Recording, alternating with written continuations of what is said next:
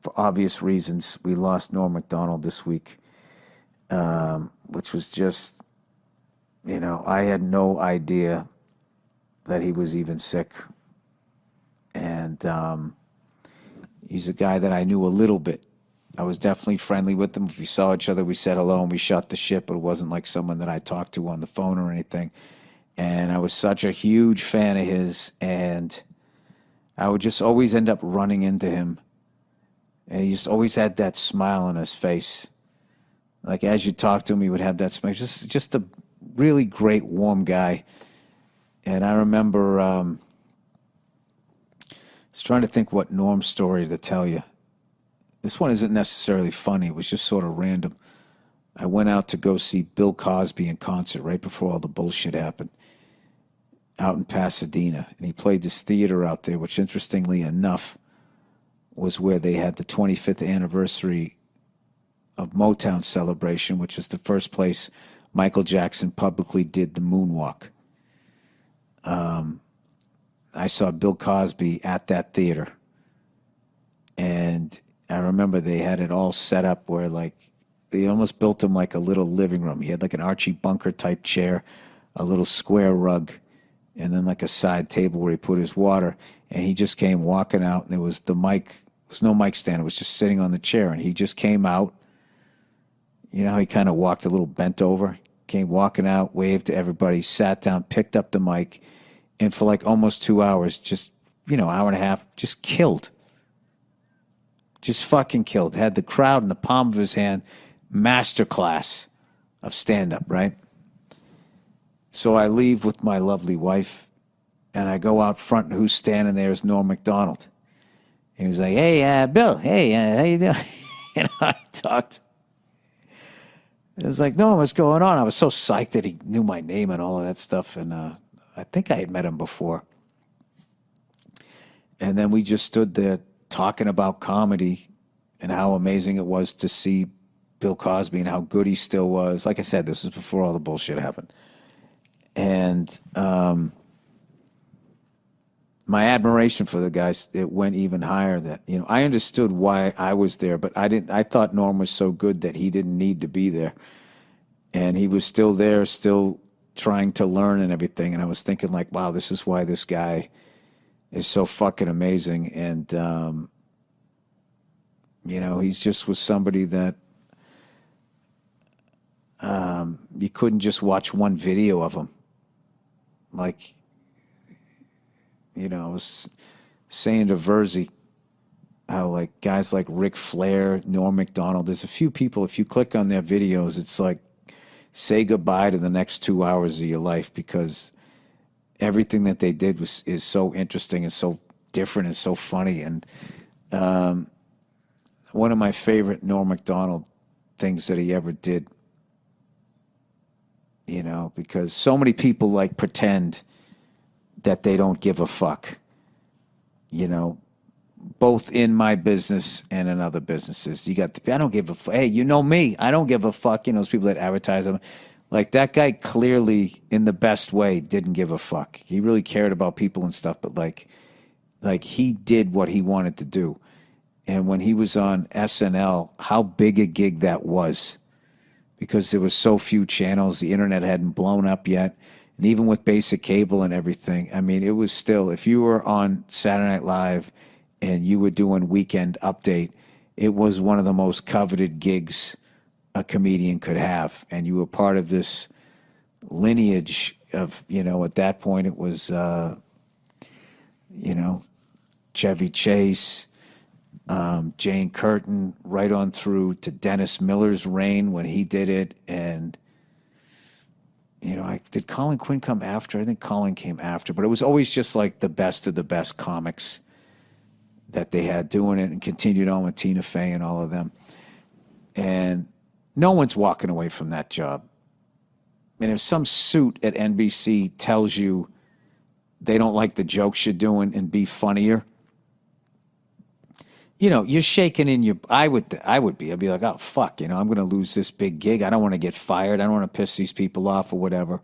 I guess he was doing all those OJ jokes, and somebody, I forget how the story went. There was somebody there that knew OJ or something, and was telling Norm to back off and move on to something else. So what does Norm do? He just doubles down and he just does even more OJ jokes, which is like, the balls that took to do that. And he ended up losing the gig. He got fired. And people loved him and he was fucking hilarious, but he didn't back down to the big fucking guy over there, and he ended up losing the gig. So, as luck would have it, I think it was Dirty Work, came out like a year and a half later or so. So he has to promote it, and he's on the press thing. So Lauren has him back and has him host the show. And I remember he went out there, and his opening joke, he just comes out. And he was just like, something like this. Yeah, it's good to be back. I actually got fired from this show about a year and a half ago because they said I wasn't funny. And now here I am. I'm hosting the show. So that means one of two things. Either I got a lot funnier or this show sucks. And then he had that big shit-eating grin on his face, and he started laughing. And then he proceeded to do a bunch of OJ jokes. Then it occurred to me, I haven't gotten funnier. The show has gotten really bad.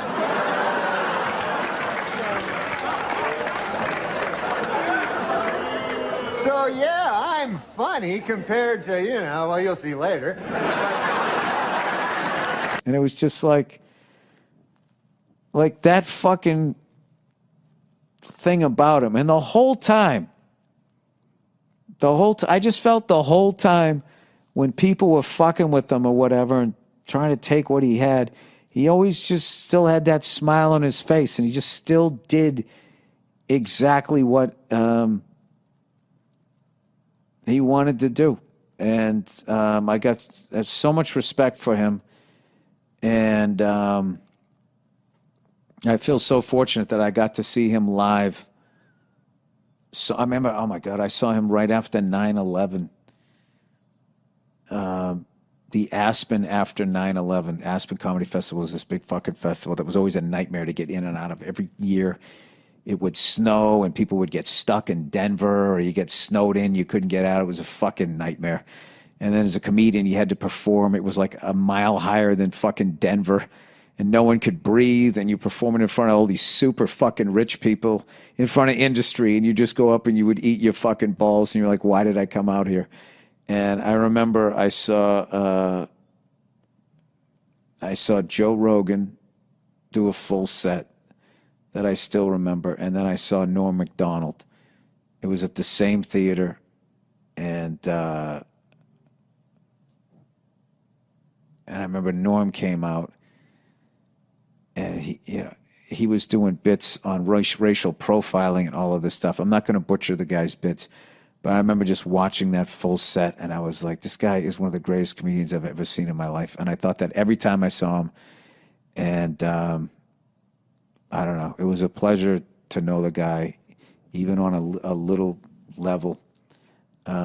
Just a massive, massive, massive loss to not have him around. And especially now with all of this stupid fucking cancel culture horseshit that is going on, which has way, way, way overstepped its bounds, as it always happens. No matter who's behind it, it always ends up, starting off with something that makes sense, and then that becomes the overreach, and then it just becomes like, hey, is it me, or did you literally become what the fuck you were trying to stop? And we, I don't know, as a comedian, really needed a guy like Norm out there to be eviscerating it and making fun of it and still doing what the fuck you want to do. So if there's any other young comics out there, if you want to see how it's done, watch that guy, because he was the real deal. All right? So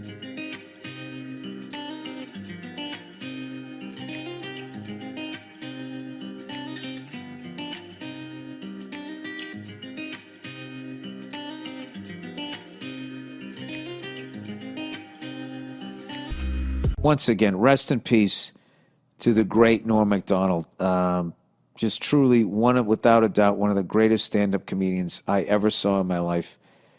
And just such a great guy. And it's just so sad that he won't be around anymore. But I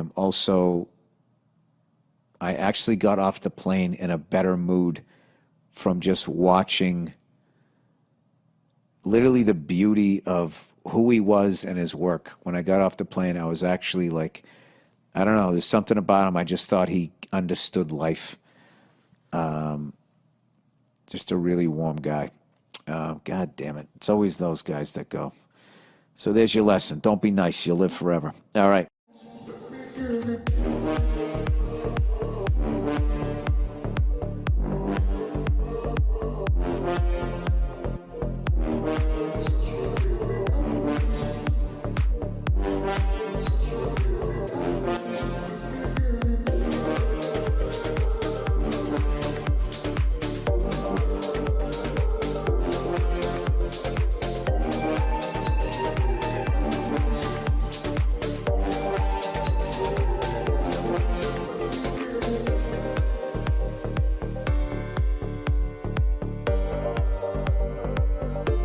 This is stupid, but on my phone, this guy, you'll laugh at this maybe. A lot of people get these pictures or tattoos, you know, like of me as Joe Dirt. You know, they send you, a lot of people get a lot of tattoos of stuff, like things you say or photos or whatever, or they send me ones of Farley or whatever. So this guy sends me one of, he's got Norm of all morons on his hand, Norm MacDonald. So I text Norm, I just send it to him. I go, hey, you have fans. And then I put in parentheses, fan. All we know is for sure this one guy. Uh-huh. And then of course, like days later, David, hello, it's me, Norm. How are you? Have you ever texted with Norm? No, I haven't, no. Times 1,000. He just goes, he waits days, and then at 3 a.m, hello?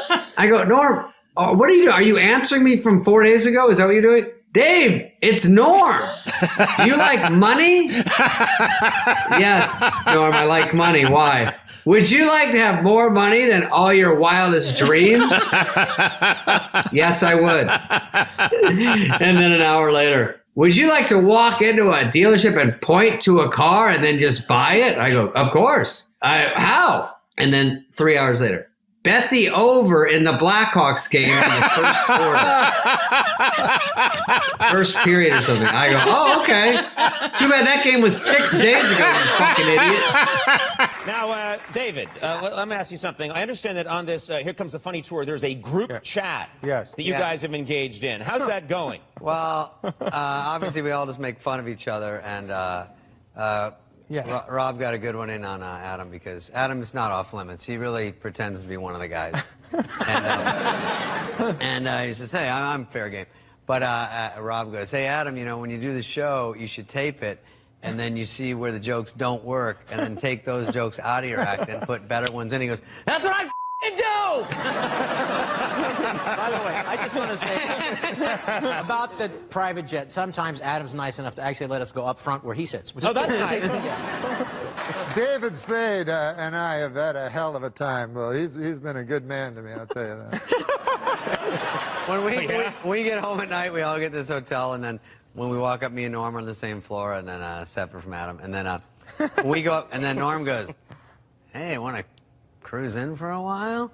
But I'm sort of the biggest puss in the tour. I always go to bed early. I go, nah, I'm going to crash and probably take a bath and just crash. He goes, you can take one here and we get some food. I'm like, no thanks, Cosby. I'm just going to... And he goes, nah, come on in. He goes, we'll order food. We'll have some fun. We'll talk, play games. I go, I wish a chick would ever do this in my life. So I go, I'm just going to cruise. He goes, all right. And then the next day he goes, he's with everyone. He goes, last night, Spade, I order all this food for him, and he blows me off. I go, the biggest star.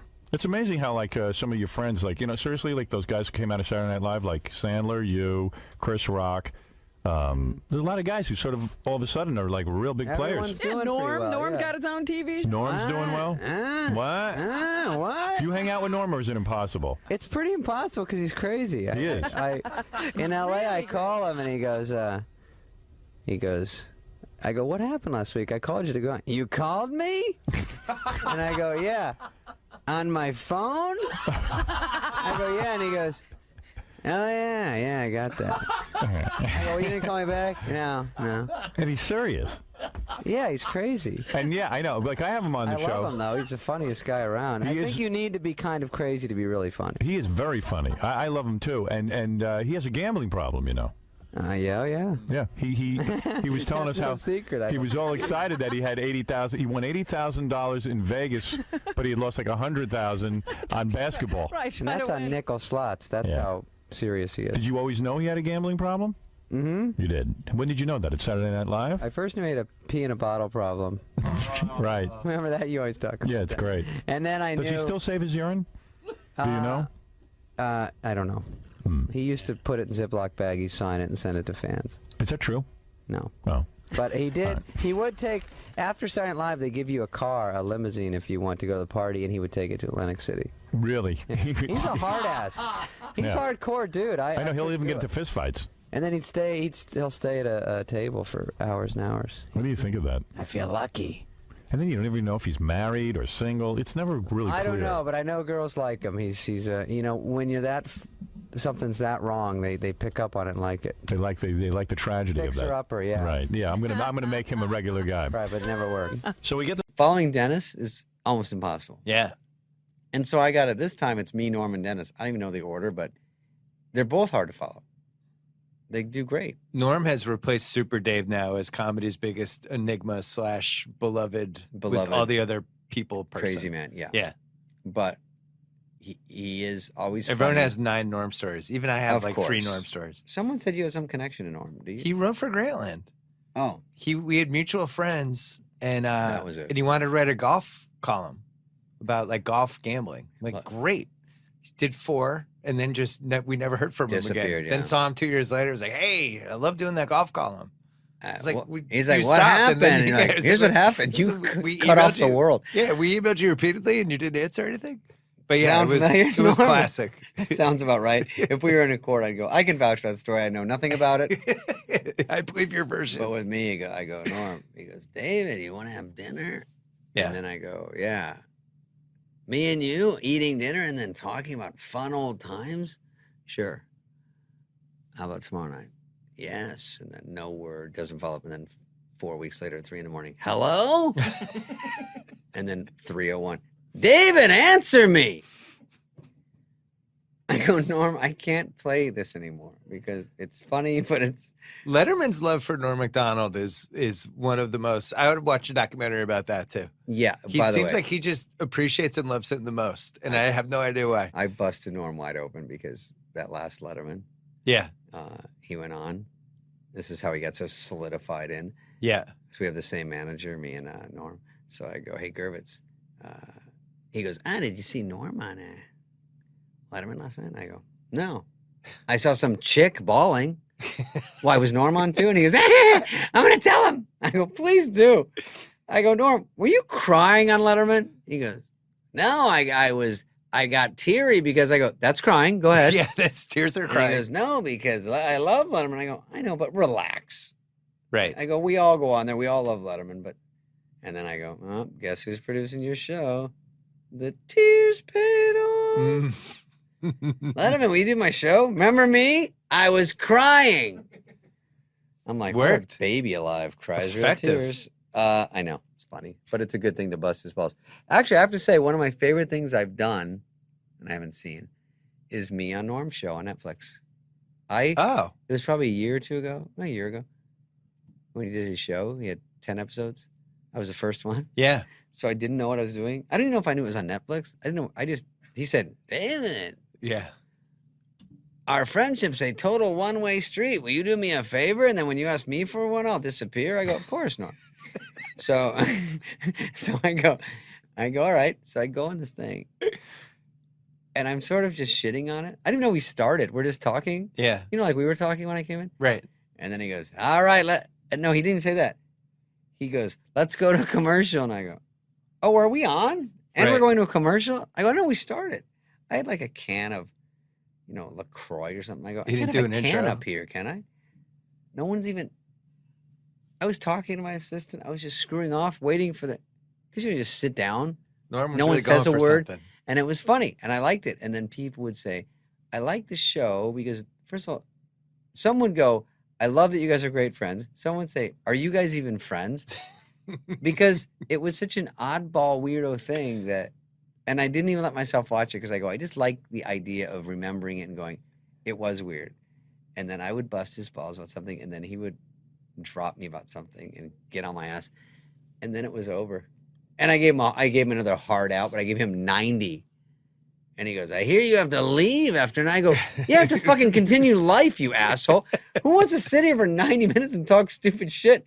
Anyway, I have 10 minutes of stories, Norm. And you want me here for 90. So 80 is going to be dead air. So. All right. So your show is 11:30 Monday, Tuesday, Wednesday, Oh, Thursday. I feel this is a wrap up. It is, right? Going over an hour. Did I go over an hour? Well, I could keep going, but I didn't. You complained earlier about when you're with somebody for 90 minutes. I know. I'll complain after. You can come back. Oh, this is Norm. Are you on his show right now? Norm, man. No, I'll tell him I did this and get him mad. I wrote 30 golf columns for him. No, it was really 4. Do you like tweets that get 1 like? Come to my site. I go, you can't describe putting during, not describe putting. That's fine. But he just is a play-by-play announcer of a golf game. It's the weirdest use of Twitter anyone's ever done, where he's like, good putt by Tiger. I know. That's why you like him, though. Great wedge by Koepka. I go, ooh, go back 10. You got 3 likes on this one. But I go, it's only because no one can keep up with it. They're like, oh, I wonder. Oh, there's another one. Oh, there's another one. Oh. I feel like it's a bit on how dumb Twitter is. Yeah, maybe he's just doing a long play. Yeah, it's a 7-year. I can't wait till he's on the show because we were saying, who should I put him with? And he goes, David, I love your show. He analyzes him. He's smart. Yeah. And he also goes, I like when sometimes it's comics that don't know. Oh, whatever. I won't say that. But he just says, David, I won't do any written stuff. Let's just do something. I go, of course. I go, what's written? We bring up a subject. Miley Cyrus makes out with that chick. She likes a little whisker biscuit now and then. Right. I go, just say whatever you want. That's all I do. I go, she eats at the soup kitchen. I go, just say whatever cracks you up. And he goes, yeah, she dines at the Y. And he goes, yeah, stuff like that. And then I go, well, when do you want to come on, crickets? And then 3 days later, great show last night. I want to sit with you. No one else around. You respect me, don't you? I will tell you the good and the bad of the show. And don't worry, it's mostly good. I go, great. Of course I want to hear what you think. You're good. David, do you understand? No one else can be there. It's me and you. Oh, he doesn't want 2 other people. No, just when he tells me. Yeah. Dinner. He goes, you're doing a lot of things right. And I want to confirm because if you respect me, which I think you do, who cares what these other motherfuckers say? I'm going to tell you I like it. And that means it's good. I go, of course. Then he has to reiterate that 50 times. I go, when do you want dinner? Crickets. 9 days later. Hello? David, do you still have your phone? Yes, Norm. I just was asleep at 3 a.m. like the rest of the planet. Do you think there should be a podcast of just people discussing their experiences and friendships with Norm MacDonald? Everyone loves Norm because it's too Everyone loves Norm. That's the name of the title. It's too interesting because this is what you Super don't know Dave how is much like is an that. act, what's not, but he does get you, and he doesn't want to drive. And then I go, then because he lives like a marina, I go, no one wants to come get you in the marina. No one's going to the marina for anything at 6 o'clock. If you want to go eat, and then Uber came, I go, Norm, now we're going to be best friends. I'll pay for it. I'm going to send an Uber. He goes, I don't want to get in a car with a stranger. Oh, we had this whole thing fixed. You don't want to get in an Uber? Jeez, it could be easier. When does he officially move to Palm Springs or Palm Desert or one of those types of places? And retire? Like Super Dave did. No, and then just constantly tell you he's coming back. Hey, I'm going to be in LA on Tuesday. Know. That feels like the next phase for him. I get excited because he's very elusive, so it's fun when we hang out because he's Greta Garbo of the comedians. Yeah. But he is fun. And he's good looking. I always say you look like Paul Newman. Huh? I go, you do, you're tall and cool looking. All these girls were into him, like quietly, like you'd hear these girls. Norm's hot. He's still my favorite Weekend Update guy. Yeah, he's great. He's crazy and weird. He really, really thrived on not getting a laugh. Yeah, he enjoyed and it he more than commits. anyone who ever did. And he I go, would by stare the way, audience down. your whole thing of not getting laughs, you don't have to drag that whole thing to my show. I just never seen anything like it. Do the crazy one where you get laughs and then go back. But Have he's you had always said Corolla something on? smart. Oh, sorry, that was my zipper. Corolla is coming on. Yeah. Yeah, Corolla. I would say Corolla I don't know would be good Corolla for this well. format. He's coming on, and I saw him the other night at one of those clubs. He's great. Yeah, we're ready for him. We got all these. We got Bill Burr and I think not Gaffney. Oh, Jim Bill Jeffries Burr would be together. good, too. We've got just pretty much every comic eventually coming on. So it's good. Well, And thanks for coming on this. Yeah, I thanks, appreciate man. it. This was fun. Good This luck was with the fun. show. Thank I'm glad you. you're doing it. Sorry I got lost in the lot, but it's understandable with this lot. Thank you. New songs on the radio sounding fake. Friends and Genesis for better anyway. Anyway. Am I just being too real? I've seen a guy kill that hard and bomb that hard. And it's a gift. A gift that people would pay that many. A gift to pay that much for a ticket and he could still walk up. Didn't matter what the price, they would leave. And when he killed hard. Very hard to follow. We did a tour. I'll show you a few pictures from the tour that our friend Julia Jones took. She sent me this weekend. I think they're great and they're very cool. Norm watching me on stage, I'm watching him, and I've never seen him. The smartest cat I ever knew at SNL, and a much revered figure there, is joining us for another segment. This is my former producer, longtime writer and contributor, Jim Downey. Jim, I had Norm on the show yesterday. I always thought Norm, from the first second I saw him, was just a flat-out misanthropic genius. I always gave him a wide berth as far as time schedules and that, because I just said, well, I'm going to grab Amadeus and tell him he has to be here to do busy work. You know what I mean? That isn't going to happen. So I think he's a genius. What was it like to work with him on Update? Well, he is a genius and the most fearless performer. He likes people to laugh at his stuff. He enjoys that, but it's sort of one of like, half a dozen important aspects of what he does. Mm-hmm. So that if he really loves a joke or a bit, he will happily go out there and do it, whatever the response is. And there was if you want to hear a story, I love me a Norm story. One time we were in the office doing Update stuff, and there'd been a news item about there was going to be a newspaper for the homeless, and so we were thinking about doing some of that. So we started improvising. It was more of a scene, it's not something we could do on the segment, but it was like a tough kind of Perry White kind of editor going like, "You, Miller, I want 500 words on going to the bathroom in your pants. You, Immel, give me something. Give me a human interest thing on urine stain matter. You, was that kind of thing. Yeah. And like a lot of like photos, maybe some, a little human side.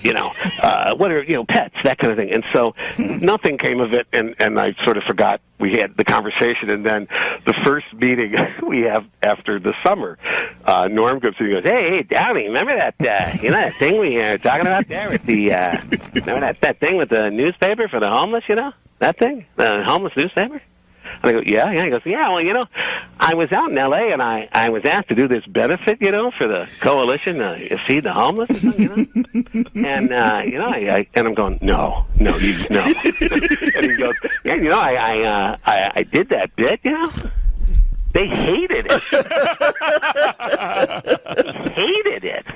All right, you tell me now. That's the Andy Kaufman part of the joke, or is he actually surprised that they hated it? That's what I can't quite figure with Look. I know. Jimmy calls in here periodically and says that he has bought a puppet and he wants to work material out on the show. And I'll say, well, tell me about the puppet. And it's an old man puppet who's a Holocaust denier. And it's obviously just Norm sitting at home talking as Norm. He makes no pretension to a puppet voice. I know. And I think he's Andy. I don't know. I view a lot of Andy Kaufman in there. It's just he also would like to, one of the things that he would really enjoy just getting into a character, and then you could not get him out of it. Like he liked doing old man stuff, yes, like being an old geezer and complaining about aches and pains and stuff like that. And then you go, okay, Norm, now seriously, now we actually have to talk about it. He'd start doing stuff about rheumatism and things like that, and you just had to plead with him to just to just stop. But he was on his own kind of set of rhythms. The speed with which he would take his sport coat off at the end of his Letterman impression always I would watch the thing just to watch, because Letterman's so ill at ease with show business, always makes this conscious show of getting rid of the sport coat at the end of the show. And when Norm picked up on that and did that as impression, God, I fell out. You know who I learned a little bit about that was Norm. And of course, Norm's a little crazy, but Norm, a big host would come and we'd all get all hopped up, like, okay, Rosie's gonna bring in big ratings. Let's get our AP. Where's my goat? I'm gonna throw out a goat. And Norm would sit there in the pitch meeting. We'd all be dead serious. Will would throw out, I'm going to do a cheerleader. Right. This one and that. And Norm would be like, yeah, I got a sketch ready. You're going in your pants, and you're just walking around. And you're like, yeah, I'm the guy with the in my pants. I hate this guy. And you look at him like he was nuts, but he knew what he was doing. Norm knew exactly. Listen, one of the single funniest things I've ever seen in my life is when he did Letterman, how quickly he would throw the sport coat off at the end of the sketch. Nothing made me laugh harder than Norm doing Letterman. And I said to him, what's with the sport? You know how Letterman, how ill at ease he is with show business. Yeah. Norm said, that's all I had at the beginning. The essence of it was his discomfort. I said, this guy's a freaking genius. He is a genius. He would warm up the crowd. Now, when I would warm up the crowd, I would warm it up like I was playing the Garden, and I wanted to teach everyone a lesson. If I'm cut from tonight, I want you to know I should have been on. That I was a badass. Yeah, I'd warm up the crowd. Norm would go up behind me, and he'd go, hey, Jim Brewer and these guys, he's got all these great impressions, So I said, well, I better learn some impressions. So, are you guys all ready? This is my newest impression of these. I love it. Because here's Ed Sullivan. And I'm like, he's really going to do Ed Sullivan? Like, why would you? He goes, Ed Sullivan introducing the Beatles. And he goes, ladies and gentlemen, it's the Beatles. Well, I got to work on that one a little bit. I see you during the show. He's got a little Andy Kaufman in him, Norm. He likes to frustrate, titillate a little, but then periodically he'll say something like, I feel sorry for the homeless guy's dog, because the dog's thinking, this is the longest walk I've ever been on. Norm's hosting a sports show now, Jimbo, on Comedy Central. Oh, that's dangerous. You and I both know that can be very. Yeah, but that is a panel I volunteer for, because I want to be in the blast side of that when that goes off, because that is going to be a. Hey, now listen, did I hear some rumble that Brother Sandler sent out Maseratis to the cast of Grown Ups? Did you reap the benefit? First of all, let me just say one thing. Nothing's better than Nancy Pelosi Augustus reference. Pelosi Augustus. I'm still swooning over that one. Yeah, Sandler gave Maseratis to Spade, Schneider, Kevin James, Chris Rock, all of whom need one, by the way. Very bad. But exactly. What'd you get? No bitterness, but me and Norm MacDonald, yeah, we're splitting a zip car. And you split a zip car with Norm. It's like having one of those, those Christmas trees the drivers have that smells like North Slope Sensimilla. Yeah, this car. I don't know. They must have been smoking pot in here or something. Norm cancels on us once every 2 weeks, and I almost enjoy it more than him showing up at this point, because he always wants me to talk to some ventriloquist puppet that he says is on the phone. A Holocaust tonight. What has happened to Norman? And then when he sees you, he's going to go, how come you never had me on your show? Nope. We tried to get you on. What? Nobody funnier, though. I mean, you got to give it to him. Nobody funnier. That guy, if I'm in a room with him for 10 minutes, they got to put the paddles on me, because I flat... Now, you're a young iconoclast, Norm. The kids, they get you. What? I was going to wear a suit, and I don't need to. I like this old D.B. Cooper look for you, man. This is... Now, is he the guy that jumped out of the plane? No. He's married to Alice Cooper. Now, the thing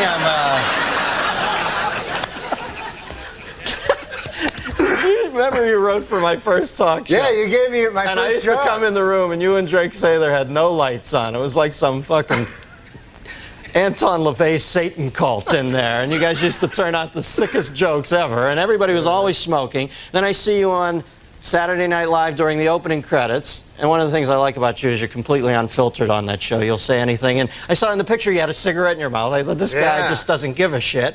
So I asked you to come on. I find out you pussed out on me and quit smoking. What is that all about? No, because it's bad for you. They have these fucking things on the side. You have to read the fine print where it says, it's bad.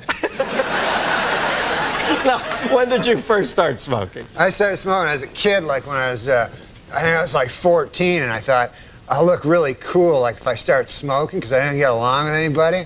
So I started smoking. Wouldn't you know it, I did look cool. All of a sudden, all these broads like me and everything. Not broads, but ladies, girls, women. And it was hard though, man, because I was guilty about it all the time I smoked, because I always thought, I always knew it was bad for me, Like, even though some guys will say that it's good because their uncle lived long or something and he smoked, and they'll go, hey, what about, that old guy, Bert Mustin, what about that guy, And then he just because he lived long, that doesn't mean anything, right? That's just one guy. You can't, just because Bert Mustin lived long, you're all of a sudden... You did your master's thesis on this, didn't you? Now, did people bother you a lot when you're smoking? Were people pissed off when... Yeah, people don't like when you smoke, they're bothered. Like, I gotta admit though, secondhand smoke is bad. Like, when I smoked, I didn't like secondhand smoke. I like that first-hand smoke because you get to suck it right out of the cigarette, And the secondhand, any fucking thing that's already been ingested by someone is not as good, You know what I mean? Like a pork sandwich is delicious, but after a digested pork sandwich, that's fucking shit.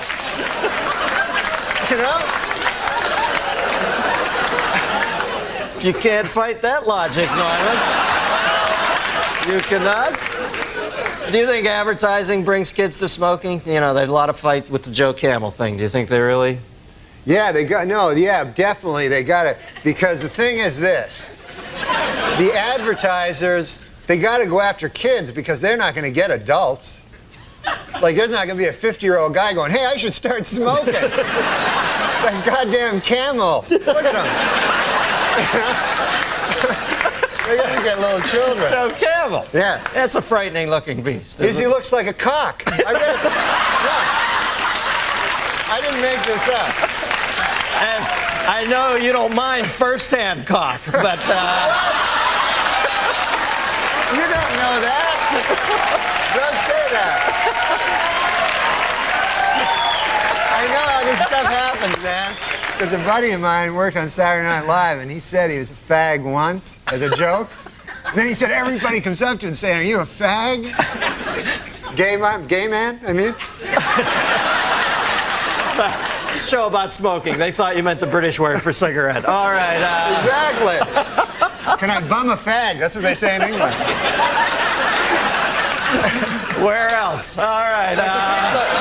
The thing about Joe Camel looking like a cock, Dennis. Oh, yeah. I lost my train of thought. Thanks for bringing me back. Is this. This is what I've noticed. He doesn't even look like a fucking camel. He looks so much like a cock. Because you know how it's usually subliminal? Yeah. Where you have to find the cock, right? This character, you have to find the goddamn camel.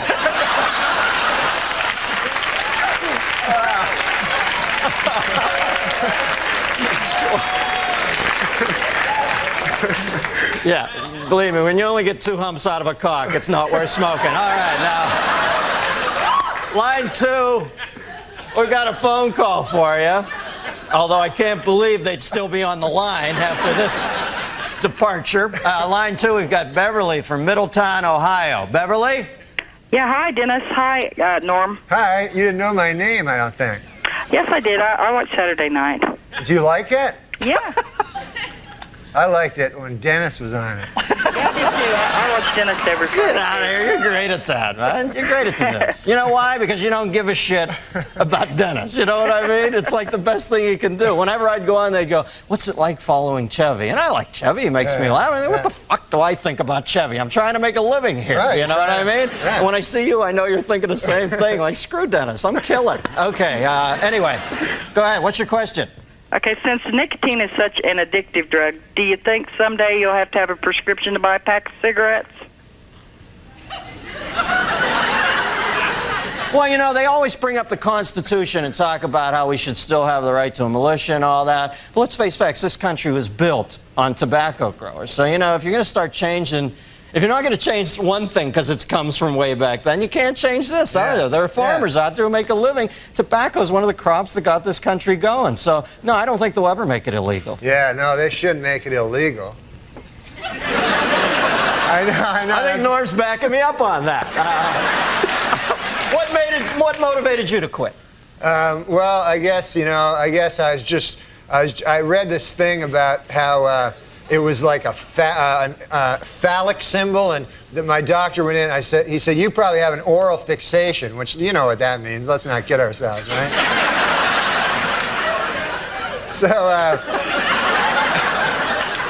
that's why I always smoke like cigarettes instead of cigars, because if I'm gonna have I like a little white thin cock, you know? Are we back to cocks again? I go away to Ohio, Middletown, the center of the universe, to take a nice clean call, and then I space out. I'm thinking, I can't listen to Norm for a second. I gotta get a time cue here. I come back and you're talking about having a thin white cock in your I don't have a thin white cock. In my cock, you mean? No. In my mouth. No, you misunderstand. What I'm saying is this. I'm just saying don't make the mistake of thinking I fucking listen to you. I just want to make it clear about that cock thing. I was just saying, if I ever was gay, if they suddenly made it mandatory or something, then I would choose the smallest cock, and I would like a guy that came fast. I don't know. I thought the subject was cock. No, cocks is next week. I'm sorry. Does that answer your question? Yes, it does. Norm MacDonald, ladies and gentlemen. Call me to say goodnight. Kiss me once or twice. I'll never let go of you. Fold me into your arms. Stay with me. No, I was just thinking, because they have that Viagra thing out. Yeah. And the other day, Bob Dole came right out and said he was one of the first. Yeah. And you don't want to hear about Bob Dole's cock, you know? I mean, President Clinton's cock, Bob Dole's cock, what the hell? But mostly, an old man like that, you don't want him to have a super hard cock. You know what I mean? Why? Why? Because an old man, you want him to be got a pipe going, a newspaper, the dog at his feet there. Well, that in some corners is considered pipe. Oh. But now they're going to have to create some goddamn pill that makes women aroused at the sight of a fucking 70-year-old dude with a super hard cock. You know what I'm saying? It's crazy. This Viagra. It's insane. And you know what it's for? Impotent people. All right, it's for impotent guys. So get this. I read this. The pill can make your cock hard for 4 hours. Right. So now, who has the 4-hour hard cock? The impotent guy. The rest of us are fucked. Me and you got our regular cocks. Meanwhile, fucking Spade is, Refer to Spade. Oh, man. I didn't see it. I didn't see it coming. Dude, I know you didn't. He brought it all around and then a vicious rip kick into his best friend's gut. Once there's too much cock talk, I try to just zone out for a minute till it goes back. the other way. If there's too much cock talk, this guy has fevered nightmares all night. Dreams, I mean, like sweaty, fevered dreams from the cock talk that's been all over his head. Why bury me twice? He's killing me. No, he's a good man.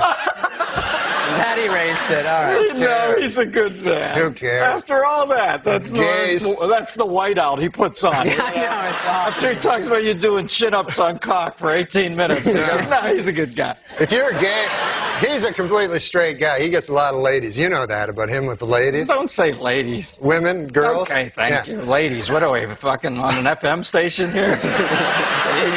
He's Don Cornelius. But these gay guys, man, I was reading, you know about that. These gay guys. I haven't even said hi yet.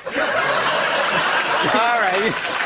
Tell me what it is with these gay guys. I know, I'm already. I just read this thing about the Michael, George You're reading Michael. a lot, aren't you? Yeah, I got a little time off. Now I read the newspaper. And this really strikes me about the gay community. I don't know if they're a community, but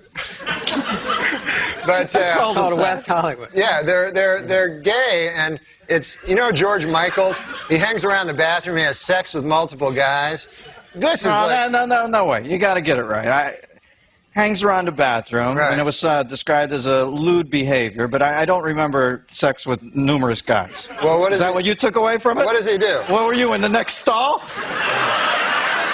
I could have been just having a nice bathroom regular thing. I don't know what lewd behavior is, but I don't know that he was in there with numerous guys. But anyway, go ahead. We get the gist of it. This is definitely a gay thing, like, because this is a pop superstar. You know what I mean? You're not going to walk into a bathroom and all of a sudden Farrah Fawcett's like, ah, you know?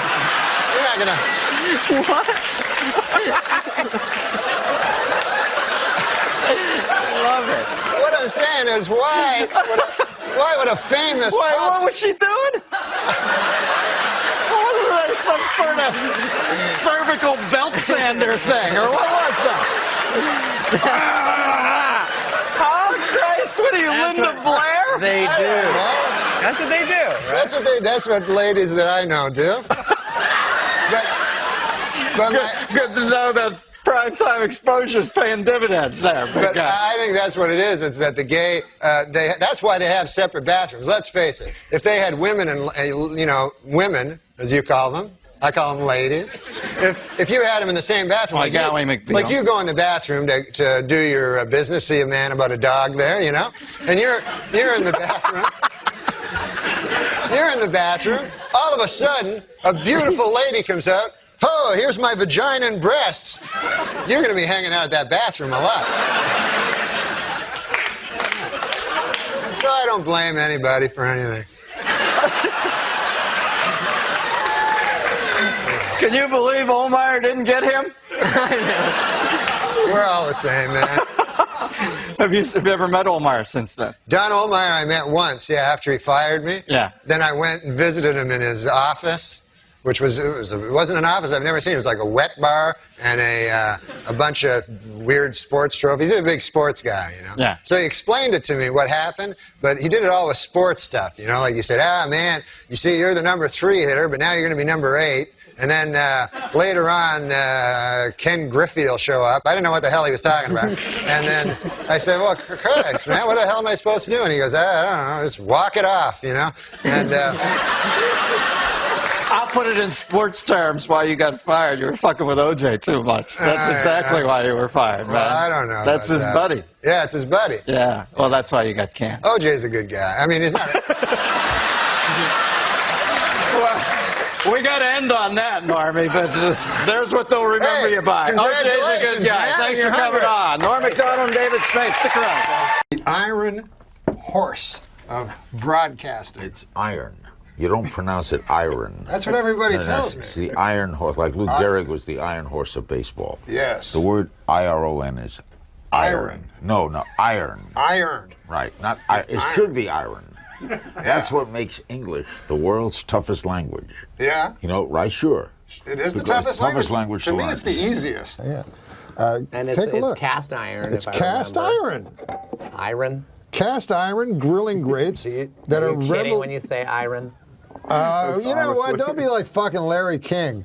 That motherfucker, I say iron, and he's up my asshole for fucking 4 days. I heard you had Larry King on here. Cast Your iron. show that's amazing, by the way. No one gets on Larry King. Larry King gets you. Cast iron grilling grates. Look at that. Why doesn't that clock work? Why doesn't that cock work? That clock works. My cock works. Oh, this clock over Your here. mind is going somewhere, Norm. No, I thought that's what you said. I was trying to. What? No, iron horse. What do you say? Iron. Iron. You got it right. Iron. You know, I'll tell you this, Larry. Say what you want about how huge and fat my head has gotten, but who'll forget it. Try iron. But here's what I heard Larry King say one time. This woman had lost her child, for some reason, dead, And then Larry King said, Paul Newman told me you never get over it. Like a psychopath question. That's what I heard Larry King say to a guy once. The guy had lost his child. Oh, no. And Larry King goes, Paul Newman told me you never get over it. It's like some unfeeling psychotic. I had all my kids on Larry King one time, and I had my little boy Buck. He was about 7 then. I had all. You mean all it was 5 one of those my, ones where it's a bunch of chairs in there? Yeah, all 5 of my kids and. On set? Yeah, getting interviewed there, and he asked to talk to everybody, and then he looks at my little boy and he goes, "So who's your mom?" Well, he said he never researched. He doesn't do any research. He goes, my kid goes, "Mom."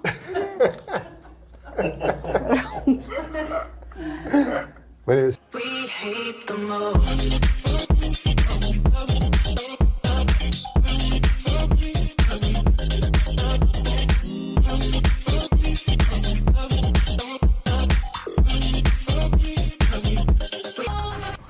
That's the one thing I fear is dying.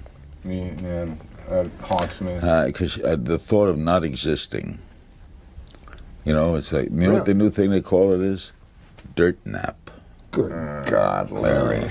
That's what they call it, a dirt nap. You would not say that on Hulu. No, I wouldn't say that, but I'd say it here.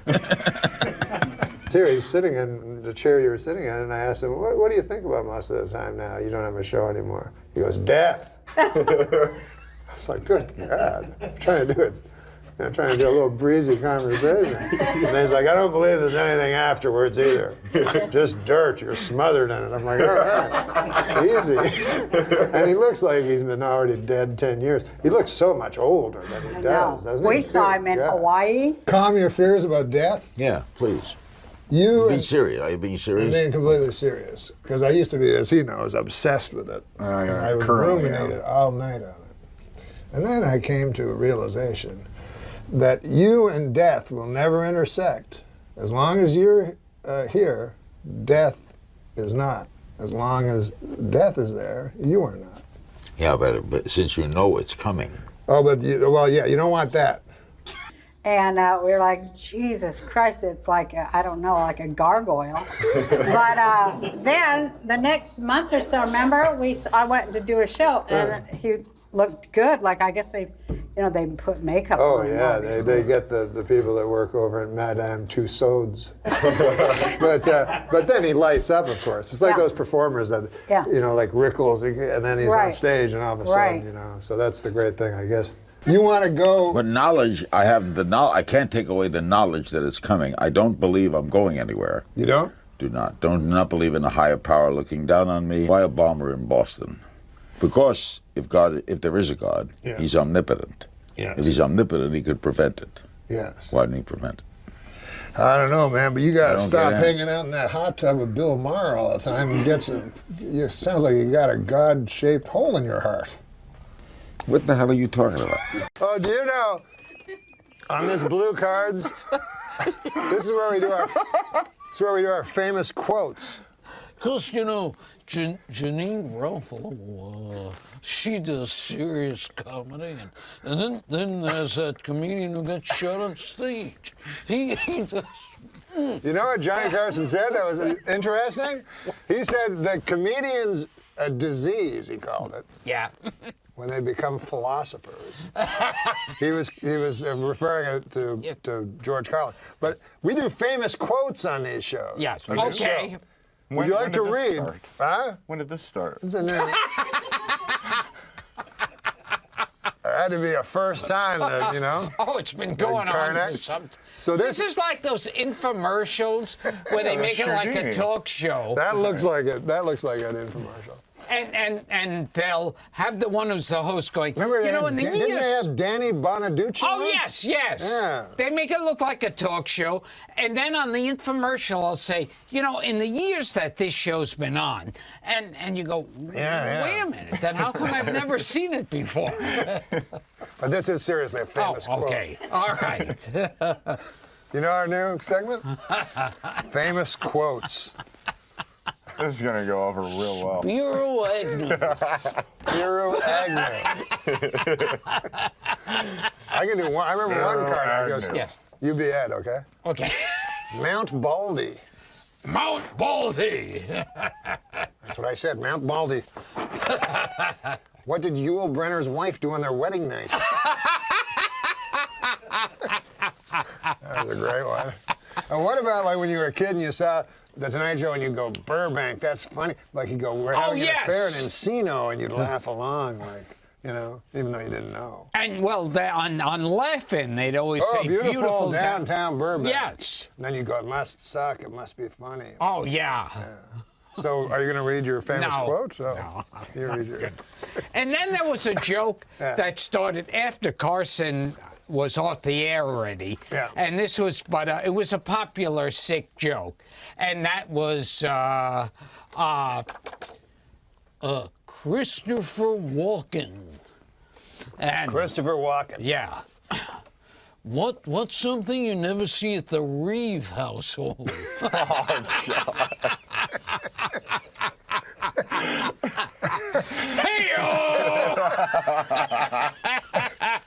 So you'd actually need a partner to do that joke. Yes, see. Are you going to read your quotes? Yes. Famous quotes. Famous quotes. While your man is hard, use one hand to push his penis up toward his stomach. Lick the underside of his shaft by keeping your tongue flat and moving your head from side to side to cover more surface area. Barbara Bush. Oh, that was Barbara Bush. I remember she said that in the State of the Union address. I found these in a book, Famous Quotes. This one I wasn't aware of. Well, let's give another one to Gilbert. Yeah. Okay. Okay. Famous quotes. Oh, Jesus. Intensify his orgasm by placing two fingers an inch behind his balls and feeling for a dent. It's the perineum, a big pleasure trigger. For the last 30 seconds before he comes, massage the spot in a circular motion. Henry Kissinger. Oh, that was Kissinger. Some people say he was a war criminal. Yes. But I don't know about that. You see, it makes more sense with a German accent. No, Kissinger was he went out famously with Jill St. John. Oh, yes. Yes. The show could do well in the 70s. Yes. See, this is kind of education. Yeah. Adam Egget, he doesn't know hardly nothing. And yet he's manager of the world famous comedy store.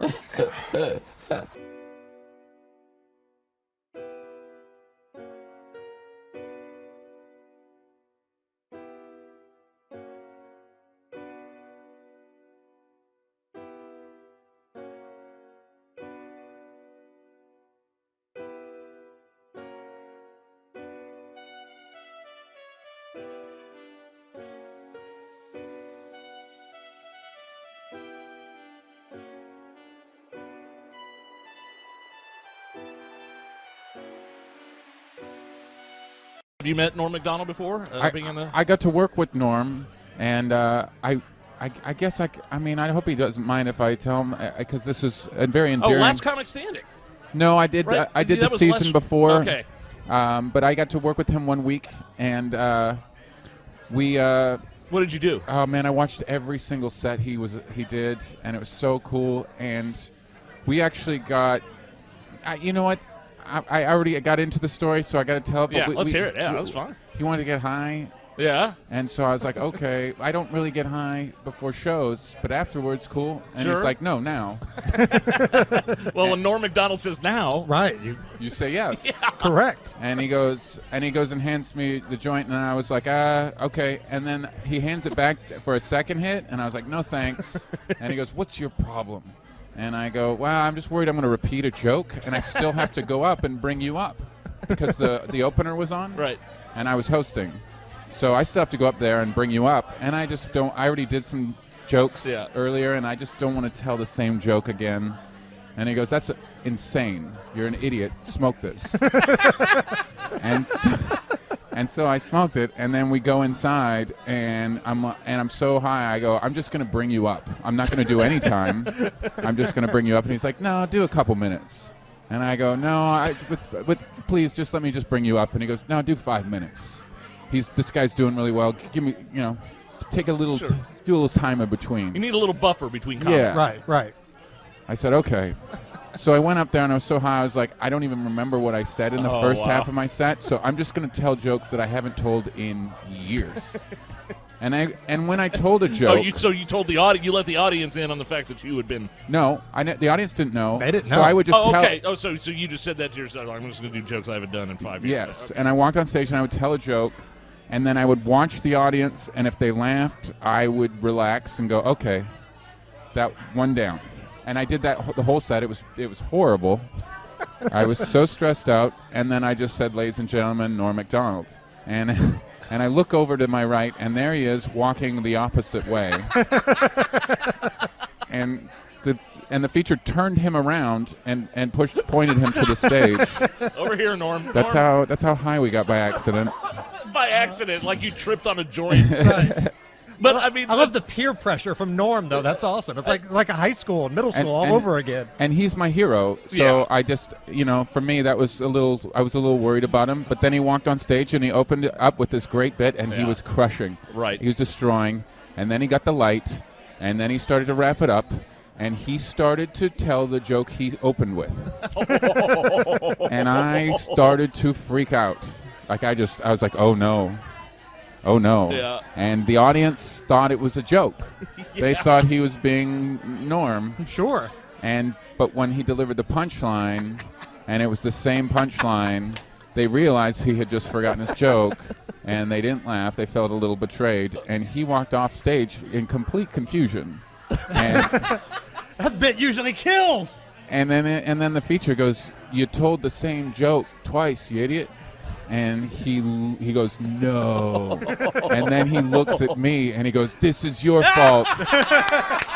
And I never got to work with him again. That was the last time I worked with Norm. But you know what? With Norm MacDonald, though, that's Norm. He's so irreverent that you'd almost expect it. He can do that. Yeah. And all this, that's a bit in itself. I mean, look at the cauliflower joke he did on the roast with Bob Saget. Yeah. That bit, he purposely went up there on that roast and bombed on purpose. Yeah. And it was genius. Yeah. And have you heard that bit? Watch Norm MacDonald roast. Who was he roasting? It was Bob Saget. Bob Saget. Your head looks like a cauliflower or something like that. I'm not going to do the bit, but yeah, go back.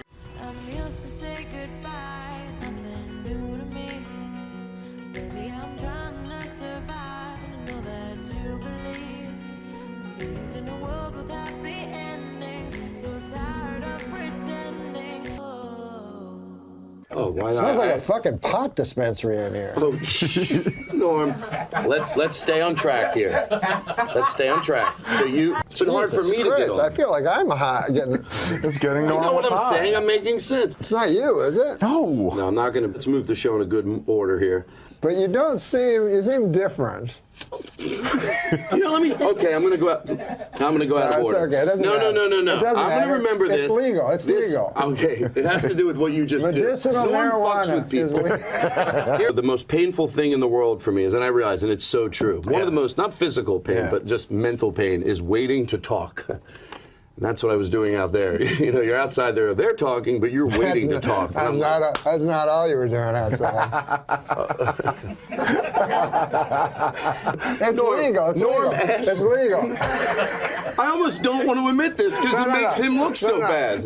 He made me smoke pot, America. This is the truth. I don't believe in God, but my truth. My truth. Outside, he goes, "Come on, you'll smoke, you'll smoke, you'll smoke." I'm like, if you want me to smoke, I'll smoke. I didn't plan on it because I get chat. People that smoke pot more than you think, you're always fighting with them when you go, "I only smoke pot 4 times a week." You're just saying it casually. They're like, "You smoke more than that." Like, relax. What are you afraid? I'm not admitting I'm like you. 4 times a week seems like a lot. Does it really? A little. Look into my eyes. I'm serious. I'm very serious. No, I don't know who Bill Boggs is. The name sounds familiar.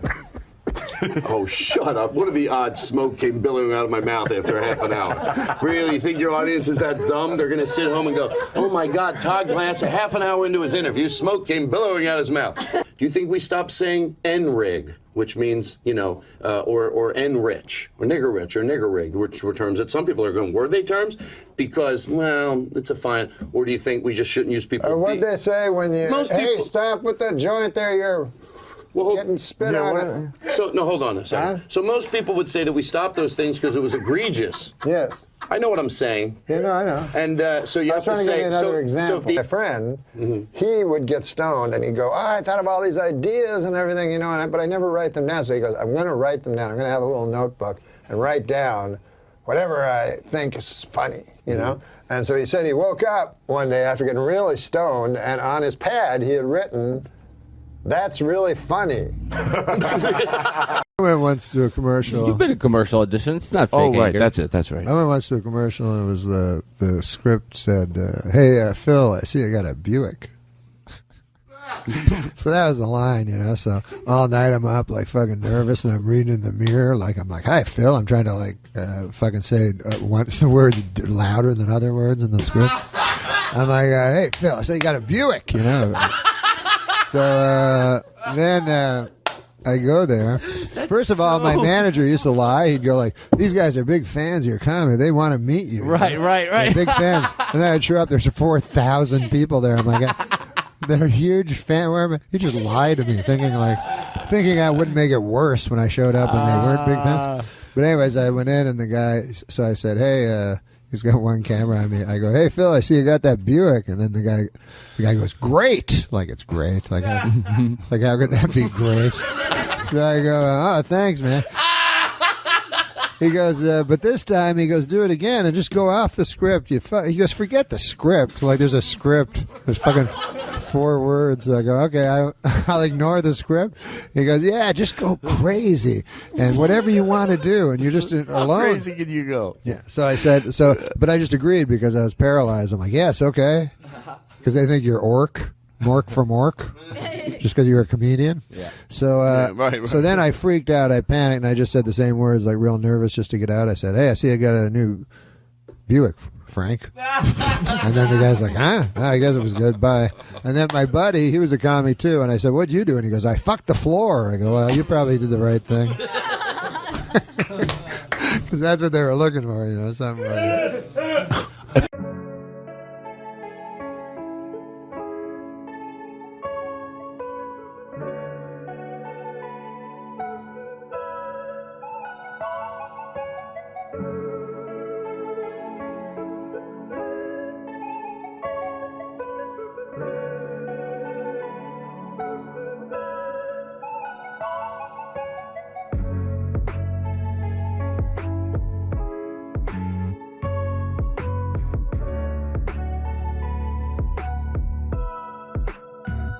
Our next roaster used to be on Saturday Night Live. Now he just watches it. Well, up until last week when a hooker stole his TV. Please welcome the incoherent NORM MACDONALD. NORM MACDONALD is here, one of the funniest people ever. Norm's got a giant gambling problem. He's dropped more coin in a casino than Michael J. Fox at a parking meter. It's a fucking roast. Groany, groan, groan. Norm MacDonald's so stoned he thinks he's at a roast for Bob Seger. I love you, Norm. Wow, you never come out, Norm. You're like the J.D. Salinger of dick jokes. Yeah. What's the over-under tonight? What's going to happen, Norm? No, I wanted to read something funny, so I'm reading Marmaduke. Oh, my God. This is what happens when you book a dais off Craigslist. Bob Saget directed Norm MacDonald's movie Dirty Work. Yeah. A move that transformed Norm MacDonald into a star, Buck's employee. Did you say something after Star? Norm MacDonald is here. He does an amazing Burt Reynolds impression. And by that, I mean he's not in movies anymore either.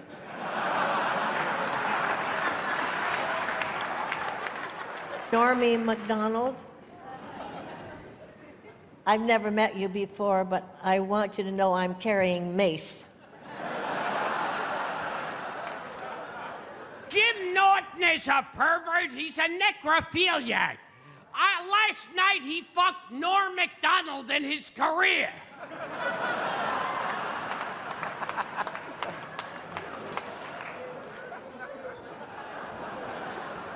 Norm can't stay much longer. He has to get his suit back to his father's coffin.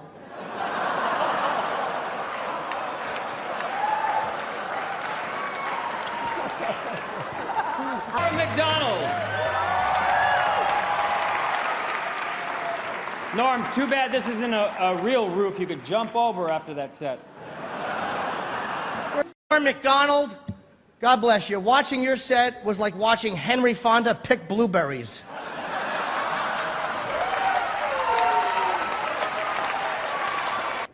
Why, I don't think there's a person in here that would not love to watch Henry Fonda pick blueberries. You know who you look like in profile? Brando. Oh, Marlon Brando? Yeah. Towards the end? I'm not kidding.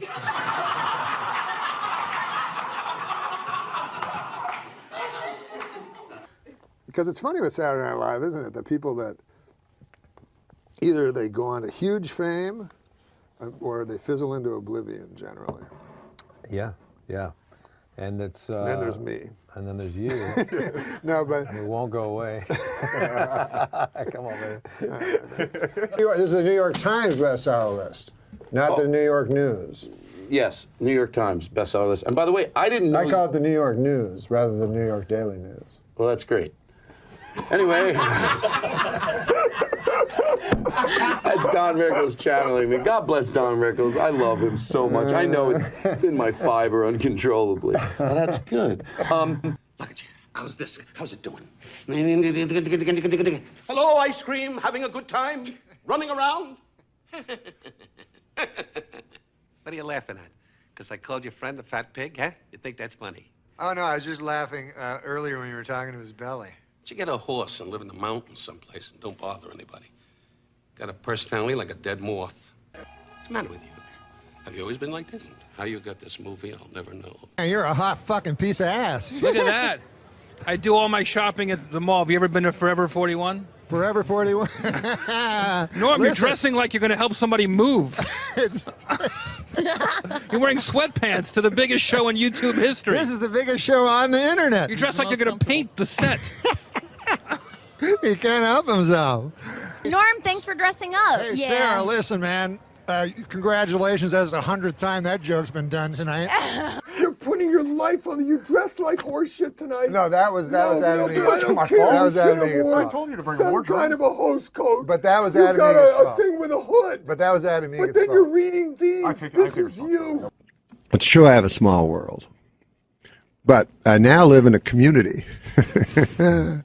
And I have my mother who lives in the next building. Mm-hmm. Are you in a condo? Yes, I have a condo, and then my mother has a condo. What time do you go to bed at? No, what time do you wake up in the morning? It depends on when I go to bed, but I go to bed pretty late. I'm guessing. Yeah, because you know what So you're done cuddling with your mom, and it's lights out about what time? My mom goes to bed early. So it's back to the unit. But Mom. remember, I got to stay up and gamble. remember, I live in a different place than my mother. That's not what I hear. Sleep in a different bed. That's not the way I heard it. But I may be wrong. Is there gambling? Is there daily gambling going on? You have me like Norman Bates. Let's see now your montage. This is very exciting for me because I never got a chance to see it. I trimmed the fat. I think I got a nice short package here of all the greatest trimmed the hits. fat. So Let's if take we a could, look. let's roll the clip of the first day of the Masters. Thanks for doing this. Yeah. Absolutely. Listen, it's not your fault. Whatever. It's funny, I guess. I love it. That fucking thing went viral. There's a good chance it might. You see your face? Oh yeah, it's me with a huge fat fucking face. Yeah, I didn't want to be the one to say it. Yeah, I've been having a lot of trouble. My doctor, he said he's not a very nice guy. He said, open your mouth and say oink. Yeah, you need to get better insurance, Norm. Insurance? He was calling me a fat pig. Well, I mean, nobody's going to disagree with him. Oh, chasm. I'm sorry, Norm. I've got an acid tongue. You do. You're an acid-tongued Arab. So he said, yeah, he said, it's going to be a pretty wild party. You know, I'm not used to wild parties. I said, what is a wild party there? You know, I don't get out much. He says, oh, you know, he's like a little drinking, a little fighting, a little fornicating, you know? Yeah. I said, wow, man, that sounds pretty good. I said, what time should I show up? He goes, anytime, it's just the two of us. Now, You came over, didn't you? A little fighting, a little fornicating. What's he, an old pirate all of a sudden? Ah. you notice how I didn't say it's 11? Hey! I was working at Art's deli coffee shop. Deli and coffee shop, bussing tables. So Andy comes up to me and he goes, hey man, I got a way to make some money. I said, what is your way? He goes, I'm going to become a male prostitute. So he comes to me the next day and he says, hey, I'm buying breakfast. I says, why is that? He says, I made $450.05 last night. And I said, well, who on earth gave you 5 cents? He said, every one of them.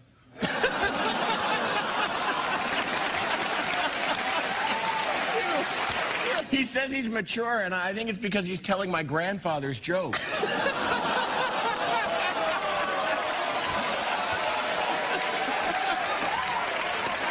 it! Both of you! Whoa! Yeah. I'm sorry to interrupt, but they were doing my mic backstage, and I really just caught the end of that joke. Do you mind repeating it? Was that okay? Yeah, start that again, would you, Norm? Something about a Swedish. Yeah, there was a Swedish German guy named Andy Richter. That was a 40-minute story! It's like somebody... Youthful purpose? Youthful purpose! Yes! It's like somebody saying, I gotta show you something. They take on a 4-mile hike to show you a dog turd. Look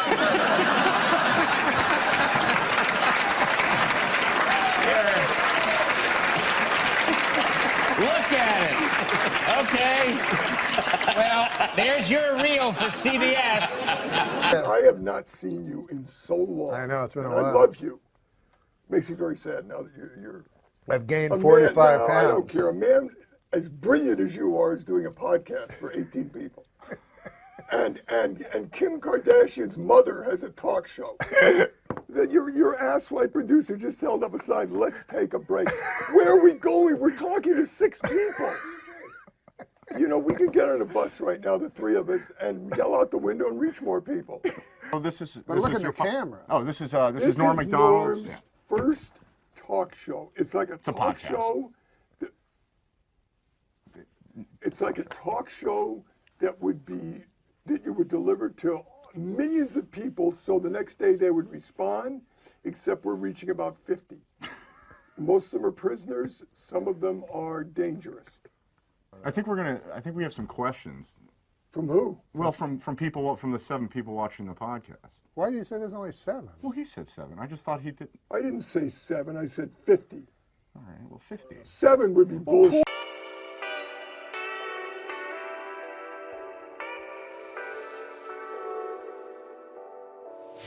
We've been down this road together. We've been seeing the colors fade. You know that I introduced you and Kevin Nealon to each other? Yeah, I do. I know that. I knew a lot of things before you started doing this stupid podcast. Let me tell you something. Why don't you get something that is semi-professional? You're a bunch of asswipes. Right now I'm getting on a bus, and I'm going to scream out the window, and I'll reach 20 more people than you did tonight. I'm telling you, don't ever call me again. Don't ever try to get a hold of me. I will never do this show again as long as I live. It's funny that the expression came about. It's a true story because it's always a not. Right. It's not a true story. Yeah, right. It is. You're like nobody ever goes, hey, I got a hooker last night and I paid money in exchange for sex. True story. Yeah. This one says, remember the old days when tweeting meant stabbing a hooker? Bob liked that one. I am not a big fan of video games where you cannot kill a prostitute. I like the ones where... Oh, like Grand Theft Auto. Yes. That was the hook for that game. That's really what people got excited about. Yeah, throw the girl over the... Inevitably, somebody would always say, you know, the great thing is you can drive down this alley and you can kill a prostitute. That was the thing people talked about most at that game. That's why that game took off. I agree. Isn't that strange? Yeah. Hey, how about this one? They say pimping ain't easy, Andy. But what they won't tell you it is much, much more difficult being a prostitute. Pimping is pretty easy. I don't know if you heard of pimp, but... When you get older, you start to get a little short-term. But I remember things from 10 years ago like that. Yeah. He can remember, like, when he was a kid, but he can't remember murdering that prostitute last night. You can go to jail for that. It's a whole new law. I've been told. How old was she? I don't remember. No. If you don't remember, you're not going to convict you. Yeah, I'm past that lie detector. If you were a Russian prostitute on a date with serial killer Andrei Chikatilo, a.k.a. the Rostov Ripper, and he couldn't achieve an erection, that was not your lucky day. No. Las Vegas is now home to a 550-foot-tall Ferris wheel. Also drawing thousands to Las Vegas, whores. That's you. That's your voice all the way right there. That's the old, the Norm MacDonald lean in, whores. No. But listen to this. This would be a good joke for you, I feel, Fred. Okay. Just to the Here's camera. what I've learned. You beat up and toss one 19-year-old Hispanic hooker out of a moving car, and they never let you forget it. Isn't that true? That is funny. That's both funny and true. Hey, let me ask you this. Did you ever toss a prostitute off a bridge? What's the French one? Just saying I heard that was a sign of being a serial killer. Okay. You're the worst guy I've ever met. And I mean that in a nice way. There's the Dick Morris is getting a new show. Did you hear about that? Dick Morris, the presidential advisor in the scandal, yeah. Right. Didn't you hear that now he's getting a show? He's there like, can you believe the guy actually getting a show on the TV? That's amazing. Yeah. And it's a morning show. It's called Good Morning Whores. I'd watch that. Yeah, I'd watch that in a second. He was a garbage man.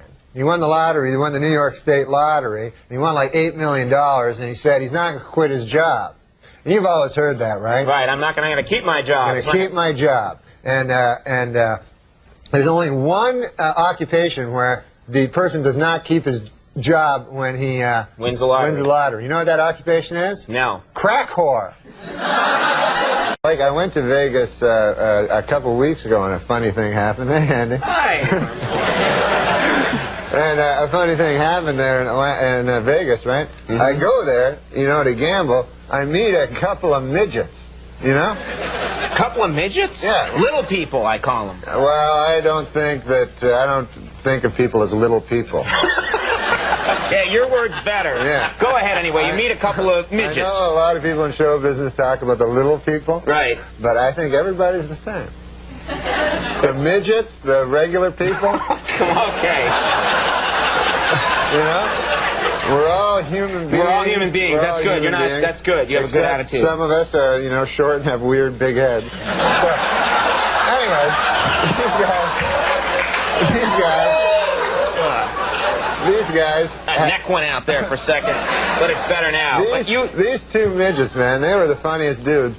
And one of them was telling me that him and his buddy decided to get a couple of prostitutes, you know, because midgets, they can't have sex very much with the women, you know. And, so they say, we'll get a couple of prostitutes. I didn't know that, but okay. So they say, let's get a couple of prostitutes, right? So the other midget goes, hey, man, that's great. So, what are they, Cheech and Chong? Like your two midgets like, hey, dude. Yeah, man, that sounds heavy. Well, you know. All right. So the midgets, the one midget, they get their two prostitutes, you know, and they take them up to their room, you know, in the hotel. And so the one midget, he gets in the room with the girl. And they're in separate rooms here? Yeah, separate rooms, but they're adjoining. Right. So the one midget, he gets the prostitute, and he wants to have sex with her, but he'd been drinking a lot, so he had trouble, like, performing, you know. Yes, I know. Right. Nobody knows better than you about that. So the one midget, he gets in with his girl, but he's too drunk to perform, and he feels real bad, right? So then, this is what the guy's telling me, the midget. He goes down, then afterwards, he says, okay, get out, you dirty whore, you know? He blames her, you know? Right, blames her, yeah. Okay. So she leaves, and then he's feeling all bad, so he listens with a glass to the next room where his buddy is with his prostitute. Right. And he hears, like, in the next room, he hears, 1, 2, ah! 1, 2, ah! 1, 2, ah! 1, 2, ah! Right. 1, 2, ah! Right. Stop doing it. Yeah. Okay. So he goes, oh, that dirty, dirty midget's having some fun sex over there, you know? He calls him a midget too? Yeah. But he's a midget. All right, whatever. So he feels bad, you know? Right. And the next day, man, he meets his buddy midget at the coffee shop. He goes, and the guy goes, hey, man, how'd it go last night? And the one guy goes, oh, man, it was horrible, you know? I was too drunk. I couldn't perform with my prostitute. He goes, but it sounds like you had a good time. And then the other guy, midget, goes, what, are you kidding? I couldn't even get up into the bed.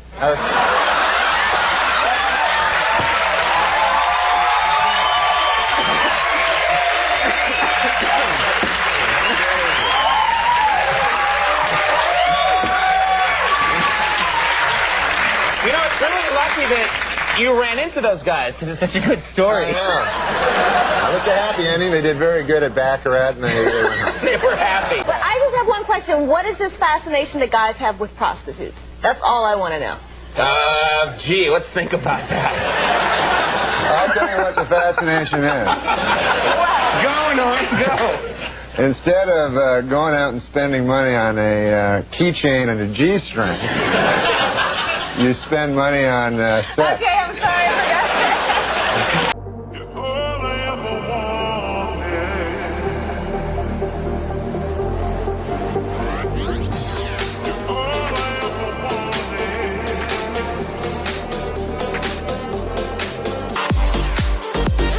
But Vegas was cool.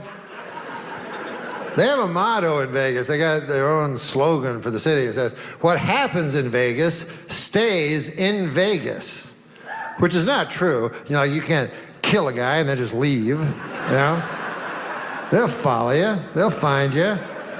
They'll bring you back and they'll try you in front of a jury of your peers. So I thought, well, what does it mean anyways? You know, and I ruminated about it. Days and days and nights. Sleepless weeks became sleepless more weeks. And finally, it occurred to me. It was so simple. It was right in front of my face the entire time. Whatever happens in Vegas stays in Vegas. All it really means is you can go to Vegas, you can have sex with a prostitute, and she will not tell your wife. They're very discreet, the Las Vegas prostitutes. You know? Not like these gossipy small town whores back where you live. You know? These fucking blabbermouths. Down at the beauty parlor with that pale blue thing over their head, whatever the fuck that is. Going, you're Marge Majerison, John Neal's wife? Well, by God. I took a shit on him last night. In exchange for cash. Nice fella.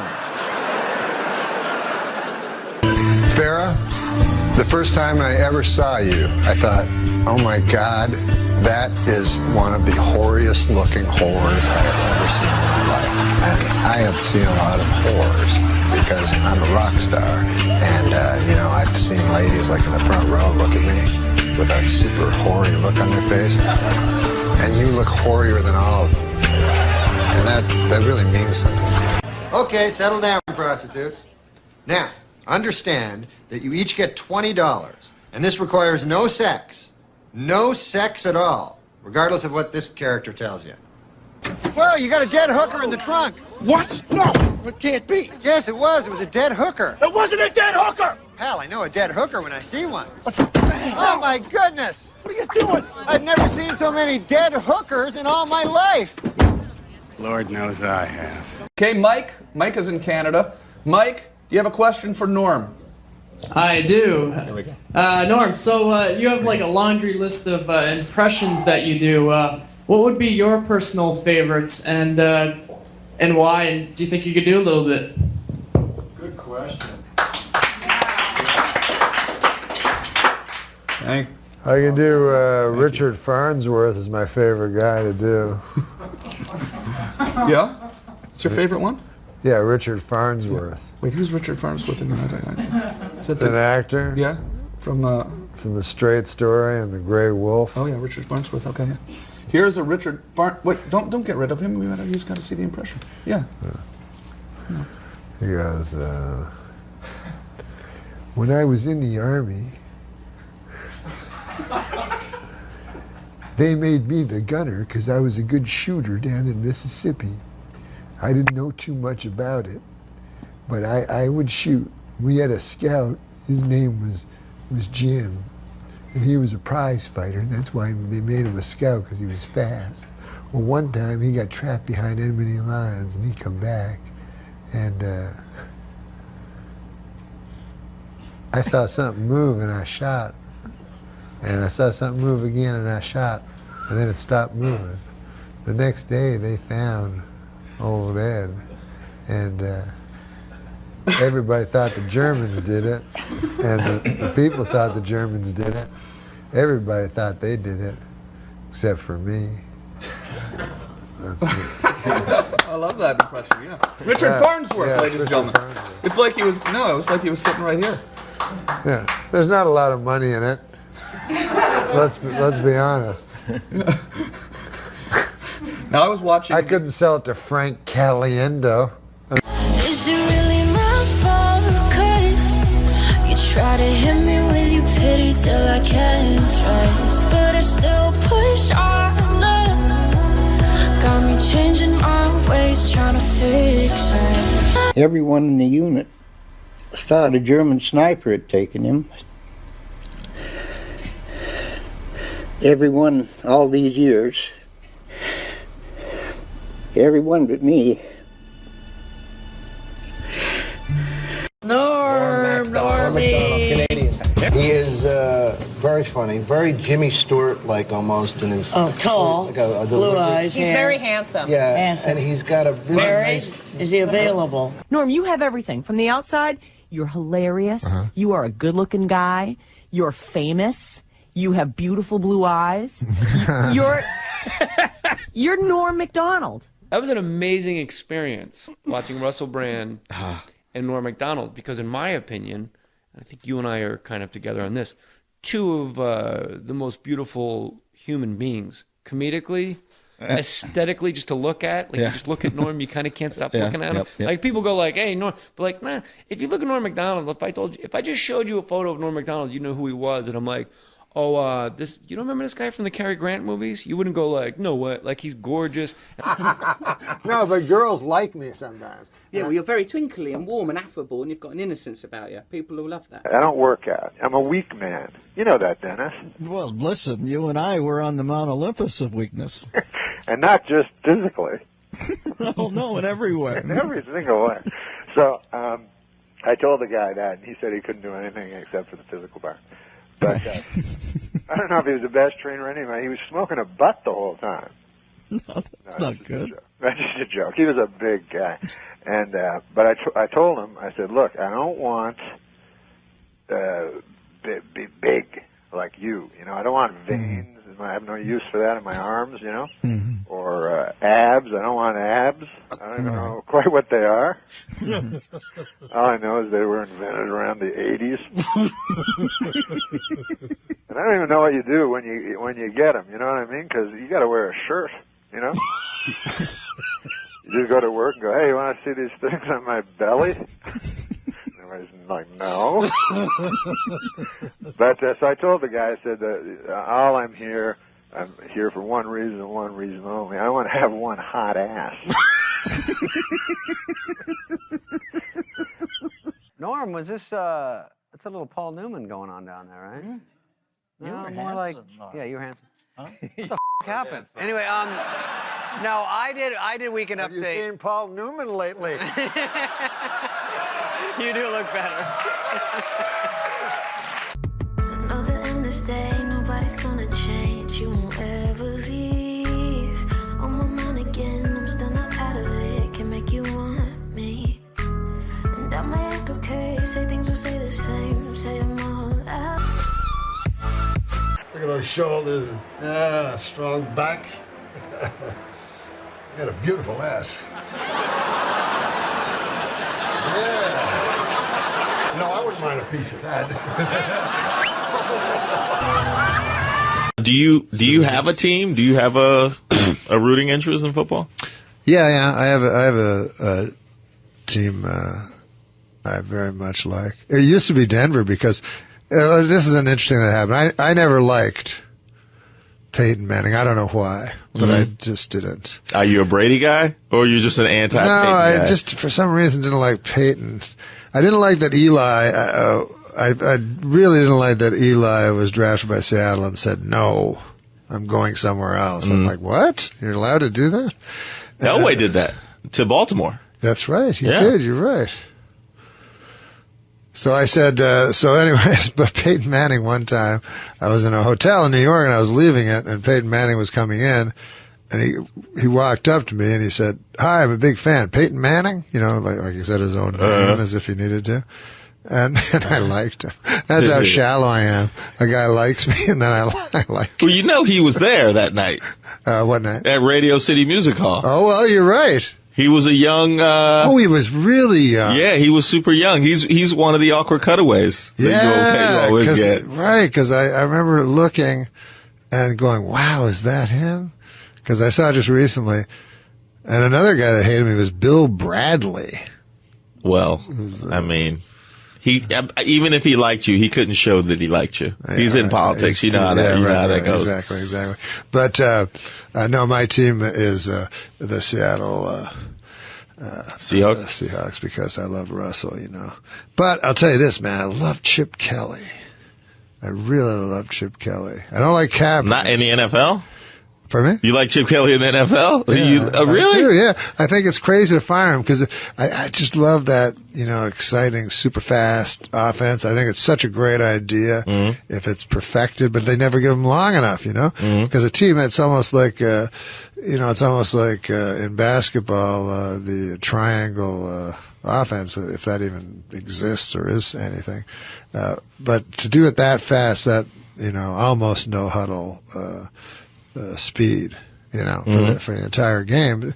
It takes a while, you know, for everybody to get comfortable with it, but you'd think once they got comfortable with it, they just crush everybody. Everybody gets comfortable but your defense. That keeps having to go out there oh my God. for 40 minutes. That's very true. I feel like you should get extra money if you play 40 minutes in a 60-minute game, you know. That's very true. That's spoken like a comedian. Hey, if I'm doing more time, you got to break up the money. Remember when Baltimore's defense was so dominant and they were, you know, they'd just be moving around like ready to go with Ray Lewis in front and God, that must have instilled such fear. They used to play a lot of time because their offense couldn't stay on the field. No, so they regularly would do 40 minutes. Right. And I guess it'll be interesting.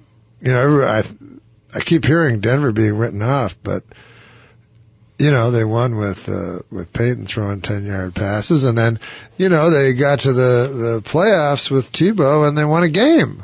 Yeah, I mean, look, the defense for the last couple of years has shown the ability to finish, even whatever is going on the offensive side of the ball. So, I don't know if that's going to be true of Seattle, because you just dropped the game to the Rams, who looked like that was kind of crazy. Division I AA in week 1. They had no business winning in week 2, but I know I had them I somehow survived my my pool, because the first week I have a suicide pool for a lot of money, and I had Seattle week 1, and I had Baltimore. You took Seattle in week 1. Well, week 1 is so bizarre. No faith in your team.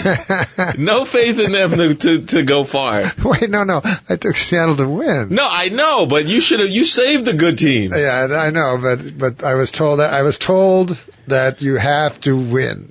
I've never played a suicide pool. Okay. So I said, I had this whole, I looked at the entire year and I had it all figured out. And then my friend said, no, everybody tries that and then they lose right away. So he goes, you gotta survive. That's the whole thing. And then you think strategy later. No. But I just creeped by with Seattle, and then last week, I had Baltimore. Oh, so, okay. And, that was a good week to take Baltimore. I was down 20-2 when I turned on the TV. I woke up late. I don't think you want Baltimore the rest of the year after the way they looked in the first half. Oh, my God. And then I said to my kid, how did they get a safety? And then they got no other points. And he said, no, they ran back a missed field goal. Yeah. Anything can happen when Cleveland's playing. I know, that's true. Anything can happen. That's absolutely true. Now, kind of like you, is one of the things you talk about in your book is gambling. Yes, sir. Like you, I don't drink and I don't smoke or any of that stuff anymore. I'm on the bench. I did it once upon a time, but it went bad. Me too. So, will you recommend gambling? Because I need a vice. I feel like I need something in my life. No. I wouldn't recommend gambling. No. It's a lot of fun. And you don't hurt yourself physically, except your nerves and stuff. But there was one type of gambling that was so crazy. It was called lightning, and it only works on over-under bets, total bets. But you do it in basketball. So let's say the total was 180. Mm-hmm. So you bet so many dollars per point. So you start. So let's say you bet. If you're crazy, $1,000 a point. So you start $180,000 down, and then every 2 points they get, you go. So whoa! But who does this? So every basket, your heart's racing. Yeah. Every missed basket. But once it hits 180, then it's $2,000 per basket. So then you're like in a dreamland. And then if it hits overtime, you're like, oh my God. So that's the craziest thing of it, because right from the first whistle, everything's important, But I can't do that with like a J.R. Smith game or anything like that. No. I have learned with professional football, which seems like the easiest thing to predict, I think is the hardest thing to predict. I think baseball is the easiest thing to predict in gambling, because baseball is a game of streaks. Like, for instance, Kirk Gibson's home run. Mm-hmm. Here's the Dodgers playing Oakland. Mm-hmm. A much superior team, and Kirk Gibson hits a home run. And what game does he hit the home run in? Game 1. Was that game 1? Yeah. I thought it was the series decided. Yeah, wait, exactly. So he's out there pumping his fists in game 1? Yeah. You don't pump your fist in game 1. That's what's amazing about baseball. I didn't know that. So it was just assumed that they would win because of this dramatic thing that happened in game 1, and sure of all they did. And Bill Buckner as well. A lot of people think that was game 7. I know, they do. Isn't that amazing? Yeah. And also, if you go when Boston beat the Yankees when they were down 3-0 and they won 4 in a row, and then they won 4 straight after that to beat St. Louis or whoever was the National League champ. So if you get on a streak during the regular season in baseball, you you can run that streak, whether it's a winning streak or a losing streak, for a lot. See, I find basketball to be the most difficult because the final score is the most arbitrary. Because the final score in basketball has a weak correlation to how the game went. Like you could blow a team out and beat them by 7 because garbage time. You know what I mean? Right. You're always telling your friends, no, it was different than different than the ticker looks. Yeah. You know, and you got a bunch of scrubs in there, and or it's a close game, and then suddenly it's fouled, and all of a sudden they win by 14, or it's a tie game, and then they win by 9 in overtime. You know what I mean? It's any crazy thing can happen. Now, are you out of the game now? I say football is the hardest because the ball's not round.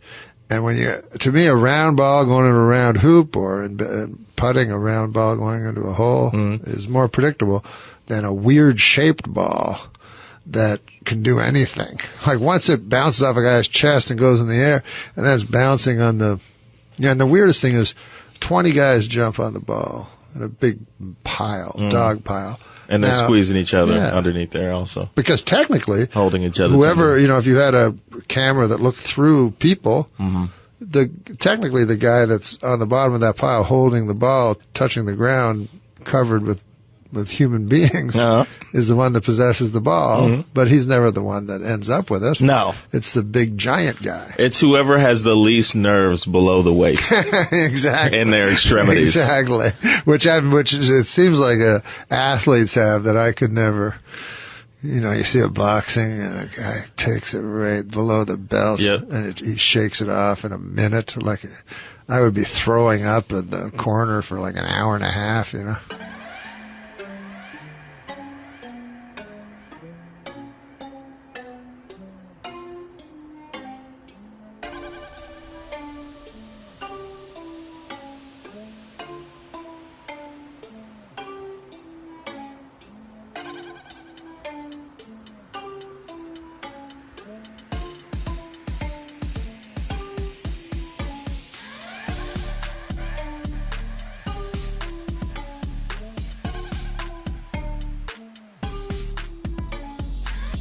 Today. The list of kind words goes on, and today we are joined by his friend and former co-star, actor Daryl Hammond.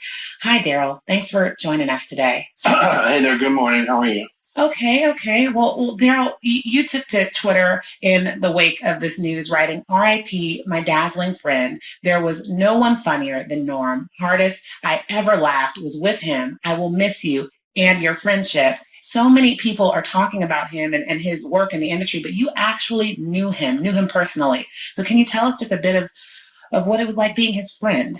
Yeah, you didn't think of it like at the time as like it was like anything special because he was such a no frills kind of a guy. I mean, he wasn't seeking fame and he wasn't seeking fortune or power. He just was living his life trying to be funny, and it seemed so unremarkable at the time. It was just Norm being funny and being him, which was thought is formed on the way out, and you just say exactly what you think immediately. Sometimes it lands with favor, and sometimes it doesn't. Yeah. Take me into one of your biggest belly laughs with Norm. Yes. If you can. I mean, the thing is that I know him. I can think of some professional stuff that was really funny, but personal stuff and people that were in his life probably is some of those stories I shouldn't tell because it involves other famous people. But you know what I mean? Okay, take me to a professional one then. What was one of your favorite on-camera Norm moments? Well, my favorite on-camera Norm moment was when he was doing Burt Reynolds, in Celebrity Jeopardy and refused to answer to that name when Alex Trebek referred to him because he had changed his name to Turd Ferguson. Burt Reynolds. That's not my name. Okay. Turd Ferguson. He wore that giant hat. Yeah, what do you want? I'll put that up there with my favorite moments ever on stage at SNL. Hilarious. I'll put that up there with the cowbell sketch. It was hard to stand next to him and not just become an audience member, That was sort of the way he was. You didn't want to be in the sketch anymore. You wanted to watch the sketch. you wanted to watch him do his thing, you know? Yeah, a lot of people having to deal with breaking during that sketch. Yeah. Yeah, he really tried hard not to break. And I just wished I could walk off to the left about 10 or 20 feet and stand there with everyone else on the floor, people standing around. I wanted to join them and just watch Turd Ferguson do his thing. Oh man. And what was he like? Just, coming into set, like, just take me into his personality a little bit off camera. Super low key. He would be over talking to the key grip or talking to the nurses. He was always talking. He was very interested in people. And he was very curious about people and very engaged with everyone from techies and camera operators. Oh, and then Elle McPherson walks by and he says hi to her. You know what I mean? Yeah. He was utterly himself, and he didn't know how to be other than that. Sean Connery has set a new Jeopardy record with negative $230,000. You think you're pretty smart, don't you, Trebek? What with your dago mustache and your greasy hair? Look, what did I just say about ethnic slurs? And finally, back again, Burt Reynolds in a commanding lead with $14. Hey, check out the podium. Look at this. Mr. Reynolds has apparently changed his name to Turd Ferguson. Yeah, that's right. Turd Ferguson. It's a funny name. Great. Mr. Reynolds, it's still your board. Yeah, well, why don't you give me 8 tit for 200? It's not 8 tit.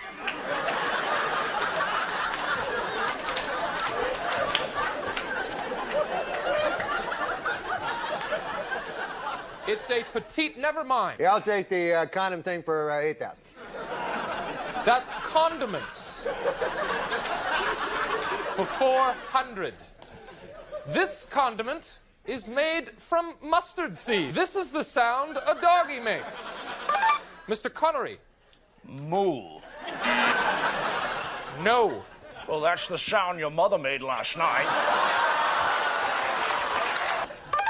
Burt Reynolds. That's not my name. Okay. Turd Ferguson. Yeah, what do you want?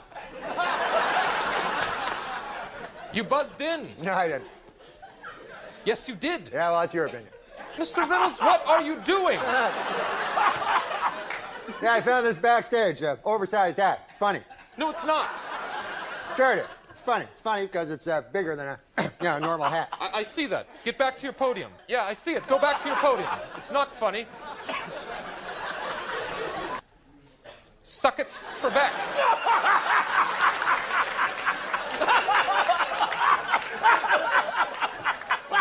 That's all the time we have. Good night. Would you get that off me?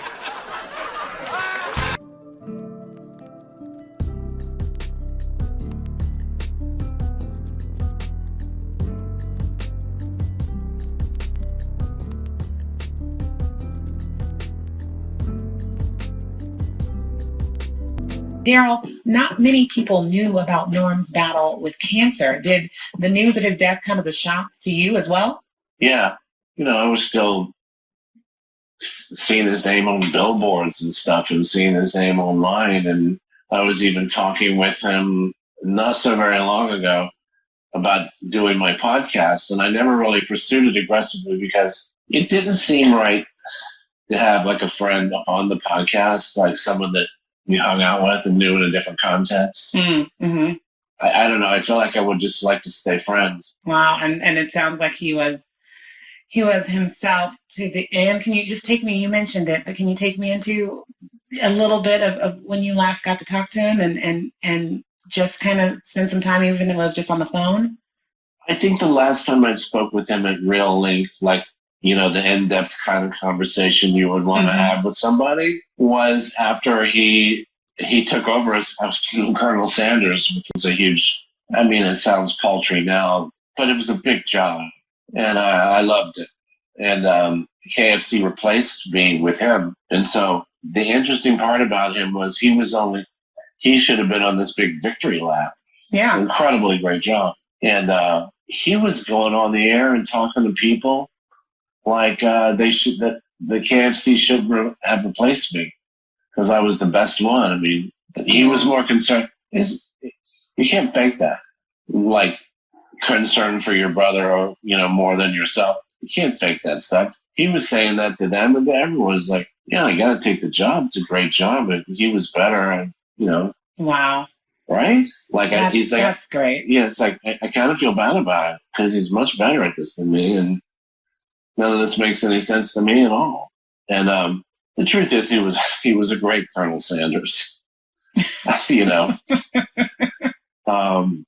and as I knew he would be, he was really fun to watch. Well, it sounds like any character he stepped into, he owned it. He was bringing the electricity, yeah.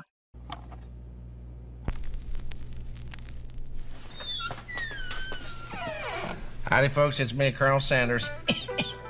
I've been gone for a while, and boy, howdy, have things changed.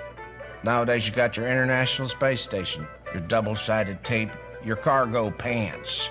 You seen these pants? That's too many pockets. But what you don't always seem to have these days is my Kentucky Fried Chicken. Well, I'm here to change that, folks. I'm here to make sure my chicken's still as tasty and delicious as it ever was. I'm Colonel Sanders. And I'm back, America.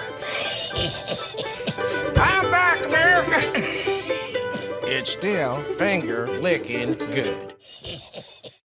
Here are some slides for my research trip down to Nashville. Now, here I am at the airport. Here I am trying classic Nashville hot chicken with its spicy, smoky flavor. Here I am thinking, man, this would be great with my crispy hand-prepared chicken.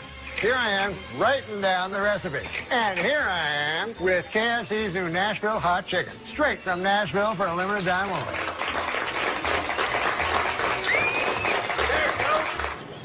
It's finger-licking good. Our next panelist for Broadcast Minds began his career in stand-up comedy, and his early writing work for Roseanne and Dennis Miller opened the door for him to join the cast of Saturday Night Live, where he was the anchor of the Weekend Update with his trademark line, "Now the Fake News." You can catch him on the Video Podcast Network's NORM MACDONALD Live. Help me welcome the incomparable NORM MACDONALD. Thanks for coming, man. Thank you. And now for the moderator. Tom Green is one of the most unpredictable comedians on the earth. He's was the host of the Tom Green Show on MTV, and he's a pioneer of internet television, doing a live daily show from the comfort of his own living room, Tom Green's House Tonight. And he's also the host of the current show on Access TV, Tom Green Live. And recently he's released one of the finest beers to ever come out of Canada, Tom Green Beer, the most consistent branding man in television, Tom Green. Yeah.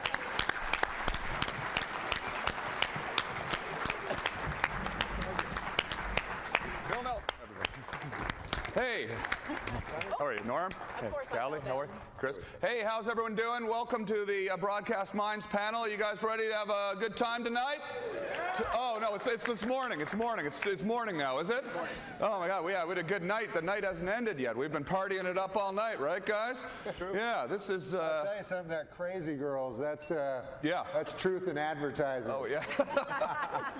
So this is exciting. We're going to have a conversation here today about television and broadcasting. And what's exciting about this is everybody here has taken their passion in life and turned it into something amazing. Yeah, and we've all built our own little television studios as well, right? Yes. All four of us have built our own little television studios using consumer electronics, new technology. TriCaster. Norm, you're doing the video podcast network and the Norm MACDONALD Live show using a TriCaster. Callie, you have a TriCaster. You have a TriCaster. Is it more fun doing it on your own, producing the show yourself? Your new podcast is completely independent, and or do you prefer broadcast television? No, I prefer narrowcasting because, like when I first came to Hollywood, I met Richard Pryor, And I remember he said this thing. He was like, because I said, everybody loves you, you know? And he's like, I can't do Richard Pryor, but he's like, no, they don't. Yeah. I'm doing Cosby. He said, no, they don't. He goes, what? He goes, only 1 in 10 people even know me, and only 1 in 100 like me. He goes, but that's enough. You know, because it's, and I thought about it, yeah, it's like 3 million people, you know? And so that's what's cool about like you having your own narrow casting thing is that only tune in for you. You know, so if I go on Letterman, they're going to see Letterman. You know, they're tuning in to see Letterman. I'm the guest. They might like me. They might not like me. You know. I don't know about that. Everybody likes Come you, on. right? Everybody likes you. But when you were, and when you were making Saturday Night Live, when you were on Saturday Night Live, there was all this preparation, writers, and all sorts of people involved, executive producers, and now you can just do it all yourself. Is that process more fun and making the show more fun? I like doing everything myself because I'm like you, a stand-up. So we started completely independent, you know, and completely responsible for bombing or doing well, you know. Yeah. And so that's how we start. We grew up in stand-up, so it was funny, you know, what Chris was telling me. I just read a book from when I was a kid called Future Shock by Alvin Toffler, but that's what he talks about. It's an amazing book, but he says, like, in the future, which is now, that people that don't understand technology will become obsolete, and they'll get future shock. Yeah. We're almost there. Yeah, we're there. Callie, has and he said they'll have an enormous amount of product, and that's I was just talking to Callie backstage. She has so much product, it's unbelievable. Review units, gadgets, technology. But hundreds of hours. Oh, yeah.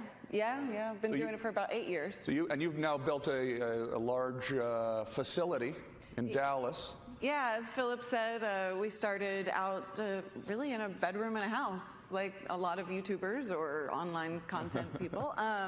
But we've been able to grow over the years. First, we went into a 4,000 square foot studio that we leased. Now we've bought a building that we can really customize, make it state-of-the-art technology. It's gonna be geek heaven. Bought a building. That's pretty cool. I know. You know, my kid, when I was a kid, I wanted to be a sports guy. Grew up in Canada with you. I wanted to be a sportscaster, do hockey. But you know what my kid does? He's only 10. He does a podcast. Nobody listens to it. But he does it because he loves PTI, so he does like a sports podcast, and he'll have that, you know, that Malcolm Gladwell thing where if you do 100,000 hours, you're an expert. He's doing like 20 hours a week, like nobody's listening to it. Yeah. But he's getting better and better. Like, it's amazing. I would have loved that when I was a kid. Wouldn't you have loved that? Oh, yeah, absolutely, yeah. Who are some of the guests that you have coming up in the new season of Norm MacDonald Live? Oh, we got the great Fred Willard. We got Larry King. We got Ray Romano, the great Ray Romano. Hey, we had Mickey Rooney booked, but... Yeah. We would have been the last guys. Was he really? He was booked on the ticket? Yeah, he was booked for the next week. Yeah? Oh, wow. Yeah. I didn't mean to bring everybody down. He had a good life, you know? Yeah, sure. Yeah, is there stuff that you can talk about on the show? Does this conversation go off in crazy directions that you wouldn't take it? Well, you know, the interesting thing is, like, when you have no notes from censors or anything, so the first shows were like, practically pornographic. Yeah. Like, you just say anything that comes to your mind. So you have to, censor yourself. Like, you have to decide who your audience you want to be, who they are, and where you want to go with it, and then you have freedom. But you have to. Yeah, you have to sort of give notes to yourself. Yeah. Like, there was a great Bob Dylan line. He said, what do you say? If you live outside the law, you must be honest. Yeah. You know, so that's what I think. Like, if nobody's telling you what to do, you gotta do it. You gotta tell yourself what's right and wrong. You know. Right. Yeah. Now, Callie, it might be interesting from your perspective to tell people like how you've built up what you do from scratch. You started this in your house, and she makes money. And you make money. Yeah. We use a service called Patreon, and I don't know how many viewers are out here right now, but we have so many people who are willing to support the show on a monthly basis just because they love what we do. They get the show for free, and they will always get it for free, but they continue to just give us money because they love it. And they want to be part of the family. Patreon? Patreon, exactly. Chris, you like using Twitter? I do use Twitter. Norm, you like using Twitter? I use it all wrong, but we all enjoy using Twitter. How often do you tweet, Norm? I notice you. I follow you on Twitter. Yeah. You're often tweeting in the middle of the night. Yeah. Do you just wake up sometimes in the middle of the night and just feel the urge to tweet? Yeah. Yeah. Well, you know what I like to do? Because I like tweeting, and then mostly I like reading my fans, a lot of who hate me. I don't know why they're following me, but that's what's actually interesting. Like, I remember when I was on Saturday Night Live, Lorne Michaels told me the first year, he goes, people will come up to you in the street and say they like you and you'll think you're popular, but the people that hate you don't come up to you. And I was like, oh. So every time a guy complimented me, I go, oh, that guy probably hates me. But then, it's true. Yeah. Because when you get Twitter, you're like, oh, I see. Yeah. Now some people like me and some people hate my guts. Twitter has given us all so much more access to all of those millions of people that hate us. Yeah. And none of in my case, I'm speaking for myself. None of them have. Like at first, I was worried that they'd come and murder me. Yeah. Right. Yeah. Sure. Yeah. But that's never happened yet. Yeah. It seems like when they break down the barrier between the fans and the performers, the psychopaths. They like that. Yeah. I hope Chris pulls a rabbit out of his hat later. I pull it sometimes out of my ass. I know people that have gotten, when Twitter started, they got TV shows because they had 4 million followers, and they go, the TV network goes, oh, 4 million people will watch the guy's show immediately. It doesn't work. I know a headline magician in town that literally buys his Twitter followers. Yeah. I won't say who it is. Wow. But buys his Twitter followers. You've inspired me in so many ways because of what you did, back in the day before it was popular, before people were doing it, was really something. Tom was before his time. Giving people the opportunity to kind of control your destiny, right, with a camera. I just say never build a TV studio in your living room. Never do it. Do it in a park or something before you do that. But don't you find also being before your time, like you always are, doesn't pay a lot? Yeah. The pioneers leave with the arrows in their back. Where did that come from? That sounds painful. I don't know. I just made that up. No, somebody told me that once. No. Sounds like the search. So, Norm, let's talk about the technology for some of the technology you guys are using, the actual equipment, and then after that we can actually open it up for some questions. We can take some questions from the audience. But like, what equipment are we using here? We're using TriCasters, cameras, right? We're using cameras. And the cameras give you the picture. Yeah. Well, what's great about the microphones? new microphones? The sound goes through the microphone. Oh wait, you're supposed down to have a microphone? the wire into the TriCaster. I did a stand-up special, and like I did the other times I've done stand-up specials, the networks do it, And I always hate them, so they'll have like a crane shot, like swooping down, and that's their big thing. They want to do a crane shot. And it's just me. Doesn't distract the audience at all with the crane. Yeah, so you're trying to do a joke, and a crane's coming at you. All they're paying attention to is the crane. So I said, I don't want to do it. Like, I want to do it in a small club. I want to do it my own way. So anyway, I just did it with digital cameras and did like 2 shows, and it was awesome. And then I did 3 cameras, I did 2 shows, so I did 3 cameras here, and then in the second show I used the 3 cameras elsewhere. Yeah. So it looks like 6 cameras. Yeah. You know? So, but it was so fun, and you edit it exactly the way you want it, you know. Yeah. And you don't, because I don't shoot the audience when I do it. Like, and whenever I've done a stand-up special, they always shoot the audience. You know, so if you talk about a Chinese guy, they cut to a Chinese guy. Sure. And so, so I like doing it just my own way, and it was like so fun, especially with stand-up, because you know how stand-up, you're very protective of it. You don't want them to mess it up. And I always thought when I saw a stand-up special, anybody's stand-up special, even as a kid, like George Carlin, they'd show the stand-up special, and then there'd be 200 names on the credits. And it's just a guy on stage. Yeah. Yeah. It's like, I'm sure, I don't know what those 200 people were doing, but so my next special is just going to have 1 credit. Yeah. Yeah, take it back. Okay, well, let's open up the floor to some questions. There is a microphone right there. If you have a question, why don't you go stand by the microphone, and we will field some questions from our audience. And the microphone is right over there. This gentleman here. What's your name, sir, and what is your question? Good morning, everybody. My name is Carmelo. I'm working for the government in Belgium. The question for You're from Belgium? From Belgium. Belgium, nice. We've got a very nice stand over there if you want to see. Okay. And Belgian chocolate tonight. Okay, bonjour, monsieur. So, I'm a technician. Bonjour, monsieur. Yeah, bonjour. Yeah, bonjour. Invite everyone. Je parle français, French accent, very nice Belgium, they accent. speak French. They speak French? Yeah, we speak 4 languages, my dear. Oh, okay, now you're showing Small off. country, too many languages. So from a technical point of view, I want to get your answer on that. What's the technology which today does not exist that you would love to leverage in your own businesses?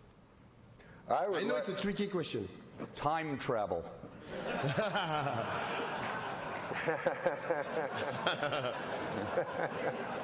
I cannot make this one. We all have time travel forward. Yeah. Yes, that's. Actually, we have time travel backwards because what is on YouTube is always there. Whatever you do is always online, right? That is a good question. I'd like, you know what I'd like to do is Sims, because I do a lot of, I'm a degenerate gambler. This guy showed me how to do Sims, you know, which is like, you play the game. If there's a basketball game, you play the basketball game 10 million times and see exactly what will happen. Yeah. And so I've become obsessed with Sims. And then this other guy told me, like, I'm so into Sims. Yeah. But this guy told me that he thinks that we're, all of us here, all of life is a sim. Because he said, like, a computer will have the original, and then, of course, you have the 10 billion sims, right? So the chance that you hit the original is almost 0. The chance you hit the sims is like almost 100%. So he said the odds are that we are a sim. This panel is not actually happening right now. No. Or it's happening. It's a pale, like, variation of an actual 4 really cool people. You know what would make things a lot easier is lighting. Like, I find lighting enormously burdensome in everything I've done.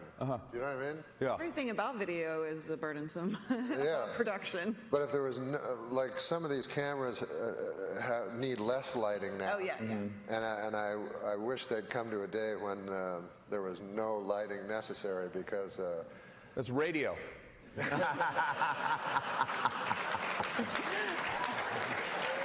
television program, and I decided to make a viral video. Yeah. So... You set out to make a viral video. Yes, I did. Yeah. Okay. So I said, it was called a sports show. It was a comedy sports show, right? So I just went to the basketball court and threw a basketball from full court for like 5 days. Yeah. So you got it in. Yeah, one swooshed, right? And then I told the people on the show, I said, hey, let's make this video viral, you know? And it's me throwing a full court basket. Anyways, 600 views. Congratulations. So that's what they're saying. Like you can't. Well, you know, maybe it just hasn't caught on yet. It could explode tomorrow. You know. It could. Yeah. Okay, here we have another. We have a guy over there. Oh, you going? Oh yeah. Oh, you want him to ask? You prefer him? What? Being polite. Oh, they have Mike over there too. Look at that. Oh, there's a guy. This is the guy over there too. Yeah. Yeah. Okay. Good. It's technology. Okay, you go ahead then. Yeah. Hey, I'm Nick from Arizona. I was just wondering if you had any tricks or advice to procuring talent, guest talent, like you went from interviewing people on the street to being able to interview celebrities, and any tricks to bump up? He just interviewed Dan Rather, by the way. Yeah. Yeah. Very nice. Yeah. Well, it's you know, Norm knows. I tweet them. Yeah. Okay. Yeah. How did you get Ray Romano to come do your new show? Him. Yeah. Huh? Like, you know what I do? I don't tweet them. I just go like, hey, man, Ray Romano would be cool to have on the show. And then it says, @Ray Romano. So then they send that all to Ray Romano. They go, oh, why don't you come on the show, Norm Show, and stuff like that. Ah, that's a good idea. Yeah, I tried that with Arnold Schwarzenegger. It didn't work. Tom, how do you get, because you have some amazing guests, how do you procure those guests? Well, when I started doing my internet show, you know, it was a few years ago, there wasn't as many podcasts and things, and I reached out to people that I was just a huge fan of, and at the time there wasn't as much competition to get people, and people like Norm would come do my show all the time, and eventually we... One time I went on Tom's show. I did the Tonight Show. Remember that? Uh-huh. I did the Tonight Show, which is taped at 5:30, and his show is live at 9. So I did the Tonight Show with the band Pitbull. Remember? Yeah, hell yeah. And then I took the band Pitbull, went over to Tom's house, did his show, which went on before the Tonight Show. Yeah, we scooped him. So basically, Norm brings my guests. But, you know, don't be afraid to ask people. And, you know, if you're, you know... People like talking about themselves. Yeah, yeah, absolutely. Look at us. We're all up here. All right, now your turn. Thank you for your question. What's your name and... I'm Ryder Cast. I'm from Ryerson University in Toronto. All right. Yeah. I'm just wondering, you guys have been talking a lot about social media. Ryerson? Yeah. Awesome. RTA program in Ryerson. There's this school of thought that says social media only preaches to the converted. People like your page and then you're able to contact them. So what is your thought on that? Because you guys have obviously built up these big social media followings. And also, so how do you overcome that? And also, do you agree with that idea that you can only really reach these people who already like your content? I find, like with Twitter, mine stopped. So I kind of agree with you. It stopped at a certain amount, and then grew very incrementally from there, you know? But maybe you should like oranges instead of bananas. What? Maybe you should like oranges instead of How do you know that? That's his Twitter bio. But yeah, I don't know how. I'm with him. I don't know how the fuck. I'm sorry. No, it's we're all big boys. Okay, so let's go over here. Thank you for your question, Ryerson. Okay, let's go to this. We'll go back and forth now. Yeah. Hi, I'm Neil Scott from Calgary, Canada. Hey, everybody's from Canada. I'm feeling left out. A lot of Canadians out here. Okay, Too my many. comment, my question is prompted by what Callie said earlier about the content that you put out there stays on the internet forever. So the question I have for all of you is, how do you manage content that's out there that no longer fits your brand or you wish you hadn't said in the first place? Yeah, like I never should have humped that dead moose. There's not a day that goes by that I don't think about this question. And also, you know, if you do, like, because I do stand-up like Tom, we go around the country, and so radio stations will interview, you know, you do like 4 or 5 radio stations in the morning, and then they have their cameras, you know, and that goes on the internet. So wherever you are, and you're in the morning, and you don't know what you're talking about, you say some crazy thing, Yeah. Then it's on the internet forever, and then, you know, whatever. It's actually a problem, really. It really is, because there's so much video. Everybody's filming with their cameras and their cell phones all the time.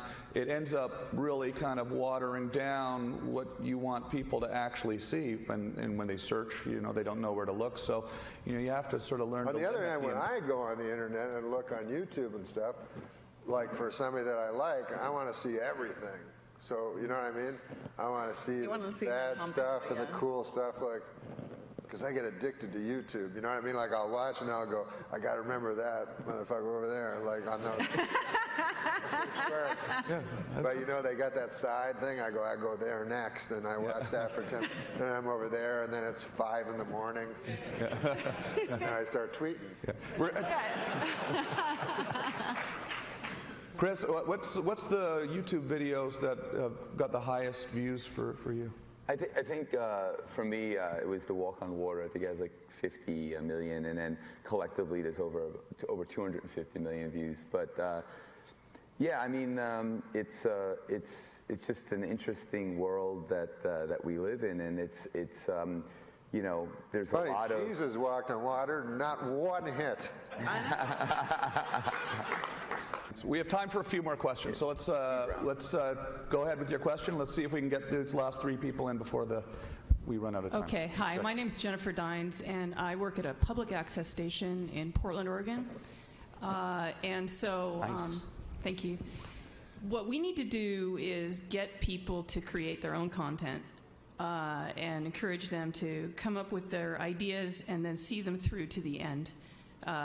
We also have a TriCaster 8000, so that's a good start.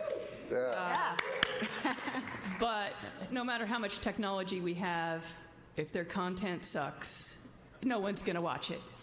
And so I guess my question is, how would you teach a public access class? How would you get people to make their own show and have it be of some substance? Oh, Tom, you could answer that. Well, you know, it's like we've been talking about. You need to start with, you know, something that's interesting. Yeah. You know, it has to be interesting. That's, you know, it doesn't necessarily have to be funny. It doesn't necessarily, but interesting is always good.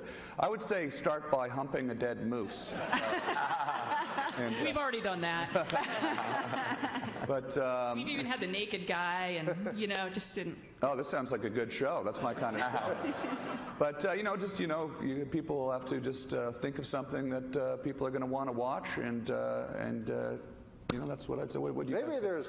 Maybe there's too much information. Yes.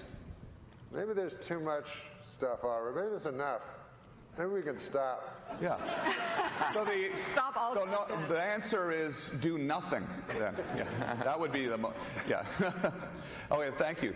We have time for one more question. We have a minute left. We have to wrap. We can do 2. There's 2. We have 2 more questions. That was basically my question. What could or should be the future of access television? So she kind of asked that. So I'm willing to pass it on to the next guy. But unless you want to say something. I mean, I guess, but I mean, in all seriousness, you know, we can spend too much time figuring out how the cameras work and getting everything lit right and setting up your set, and you forget that you still have to have an interesting conversation. So, you know, go. Hi, Gary Robinson from LA.